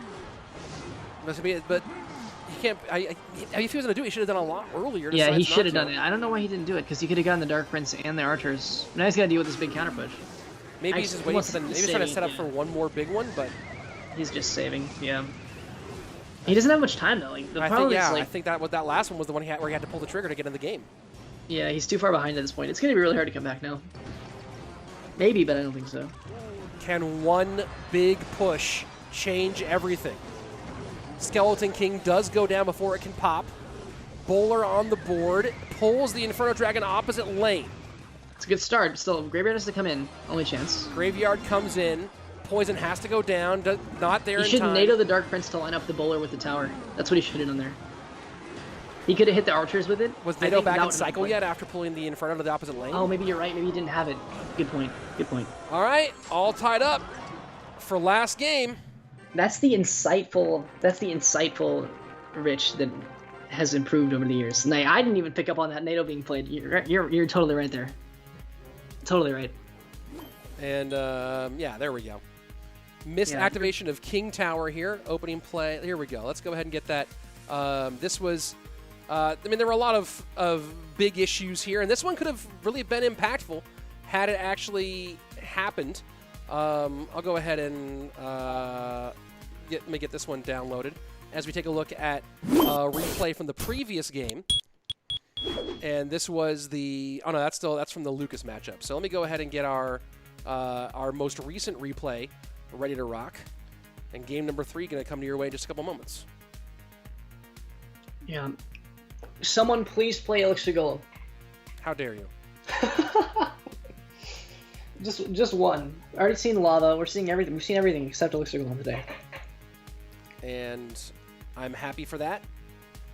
I'll always be happy for that. Here we go. Taking a look at the missed King Tower activation that was so impactful here, because you get this King Tower activation, suddenly you have a lot less to worry about with those graveyards. That's right, yeah. Graveyard having King Tower activation is basically, no, there's not even anything to be worried about anymore after that. And at that point, that's also one of those ones where I guess he was trying to just mostly avoid the damage there, but not only does it the Goblin Brawler is already too low on health to really make that King Tower activation work because of, and you'll see up here, we get the damage up high early. It's the poison. The poison kind of betrays YoSoyRock in the situation. It doesn't quite have enough HP coming across, and you spend 3 elixir, doesn't do what you want it to do. Yeah, absolutely right. Almost having a chance though with that NATO and the Inferno Dragon, but you were right. Hey, Sukina Fubsy in the building. Merry Christmas, Happy Hanukkah, Happy New Year soon as well for all of you. Here we go into game number 3. Our last game of the day, I believe. Who will come out on top? Will it be the man with the hair, YoSoyRock, or will it be Bridge Spam's greatest fan in Wero? I still want to see at least one Elixir Golem, Rich. How dare you? Okay, looks like we're not going to get it. Hunter makes me think RG. Elmatic saying, Spirit in the middle. Pass, Happy New Year. Happy New Year, then. Yep. Bro, how is the Golden Knight on the tower again? I'm so confused. It goes so insane. It feels like, from what I've seen, and maybe this is the consistency, is that whatever it hits second to last, if it's close enough, it hits the other thing and then turns back to the thing that it hit second to last. Because I've seen that happen both directions. Oh, nice lightning there. We'll still get some pretty big damage from the Ram Rider, but... Oh, yeah, it did charge, too. That's a big charge. But I think that what I've seen can pretty, and I have to like watch a bunch of tape, is that if two things are really close to each other, whatever hits second to last, it'll turn back to after its last hit. Yeah. I don't know if that happens every time, but it's been when we've asked that question, why did it do that? We've asked it so many times, it seems like maybe that's the rhythm. Yeah. Interesting. This looks like it's just gonna be the classic P.E.K.K.A version, and I was right about RG, so. Yeah, it's just going to be classic RG versus P.E.K.K.A. This is going to come down to the Fisherman. Can the Fisherman pull the P.E.K.K.A away from the RG or not? It's a very important question that I think we will answer here over the course of the next 3 minutes. Or 1 minute, depending on how long this game goes. But yeah, maybe Lightning Cycle is going to be really strong for Rick too, so we're always got to be careful of allowing too much lightning value. The Mega Minion not quite doing the protection job that maybe was hoped for on the side of Rick, and now Poison starting to get some more chip damage and really chip away at these troops in the middle of the bridge fight. Yeah, nice. That was a really nice snowball too, getting a lot of value. But still, the Ewis would have hit the tower, so Rick's forced to go Mega Minion. Wero's in a great spot here. You gotta wonder how much YoSoyRock was expecting a bridge spam variation out of Wero in Game 3, considering that it was totally viable and on the board. Yeah, well, he does have the cage, and he has the Fisherman. He's got a lot of answers, but still, could be really tough to defend.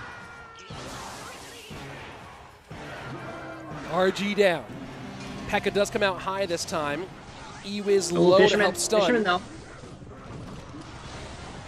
That's going to be at least one more shot. Nice. But still. But here comes the spam portion of it. Up by almost 8 elixir right now is Wero, and that you see him starting to pour it on here at the bridge. Bandit behind that Ram Rider. Hunter to stop the Ram Rider, but doesn't get it done. Ewiz almost turns that around to the Bandit. That could have been the nail in the coffin. Still might be. Double Ewiz. This should be game over. Barbell's going to connect. What a great run for YoSoyRock in this tournament. Wero, though, comes out on top. G to the G, well to the plate. Wero staying alive in this one.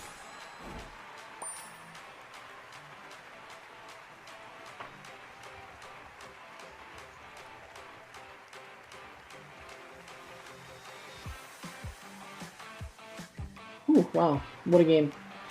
And what a game indeed. What a fun one today this has been from top to bottom.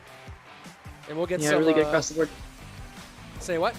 Really good across the board. Everybody played great. And we'll get a look here in a minute at some of these standings. There we go. Take a look at the upper bracket, which we'll see on Thursday. Same time, same place. Thank you, Sakina Fubsy, for the $10 Aussie. Burrito money for the boys. Do appreciate that. So the upper bracket's going to be Ian and Wallace, followed by Kodigo and Haciel. That's the upper bracket. They'll be waiting for a while to see who they'll be taking on, but all those players in a good spot to move on. Of course, a win in those matches does, I think, guarantee you a qualifier spot for the World Championship. So those two matches will determine who gets a guaranteed spot in our top 4 and moves on in the tournament. Of course, all our top 4 will be moving on collectively. I think we have one more replay here for you to wrap up our wonderful day. And again, thank you so much to Chuckwagon, who's been not only modding over on Twitch, but hitting those clips for some good replay stuff. Whoa, that got really loud. Give me a second here to clear that off so that I can stop this end of show music. So we'll go take a look at our last replay here in just a moment. And here's the final replay. This is that final sequence here. You see the E-Wiz doing so much, keeping that hunter distracted, and the Barbaro comes in front of the E-Wiz. That's a GG. That's a well played. Wero taking that one in form, and the form you expect from him, and that is in bridge spam form. So nice work overall. This has been a lot of fun, guys. It's nice to be back in the caster's desk after taking a couple of weeks off. Thanks for hanging out for everybody. If you haven't yet, ZachCR, I believe it's ZachCR_ on Twitter. Is that right? Yes, that's correct. If you put in ZachCR, the underscore will probably pop up there. But ZachCR_ on Twitter. You can follow him on Twitch and on YouTube as well. Here, if I put the link in the chat. Put the links in the chat. I don't know if you have permissions to do that, if it'll let you. But hopefully it worked. Say what? It's still a weird link, but because I haven't gone and fixed it yet, but that's me. Yep. I just put the link in the chat. There you go. That's Zach. So go ahead and follow him on all these. And then, of course, if you haven't yet, subscribe to me. We're on the push for 50K. We're getting very, very close. If I can make it happen at the end of the year, great. If not, it'll happen early in January. It's been fun hanging out with you guys. We'll be back again on Thursday at noon Pacific, 3 p.m. Eastern. That's 2 p.m. Central Time where I am, for the culmination of the Americas region in this competition. So make sure you're there for that as well. And I believe coming out tomorrow probably, I have a video previewing Rocket League Sideswipe on my channel. If you haven't played Rocket League Sideswipe yet, I'll have the link for you to download on my channel tomorrow. But it is super, super fun. I have a video previewing it. The reason I'm saying this is coming out, it's a sponsored video, but it's actually a game I'm playing a ton. And I think that if you guys dig Rocket League and you wanted like a good mobile version, it's quick. It's like 2 minutes long. I'm not even getting paid for this moment. I'm plugging my plug tomorrow because I think it's fun. So keep an eye out for that video coming, because I think you guys will dig it as well. That's it for me. Any last thoughts, Zach, before we sign off here? No, I just want to say thank you to you for letting me come on the channel. It's a pleasure's mine. It's been a whole lot of fun. All right, guys. Thank you. If you're on Twitch, stick around. We're going to find someone really cool to host in a couple minutes. Otherwise, that's it for us on the show. As always, make sure to be excellent to each other. Peace. All right, Twitch, hold on a second while I keep an eye on what's happening where I sign off YouTube. And there we go. YouTube is officially signed off.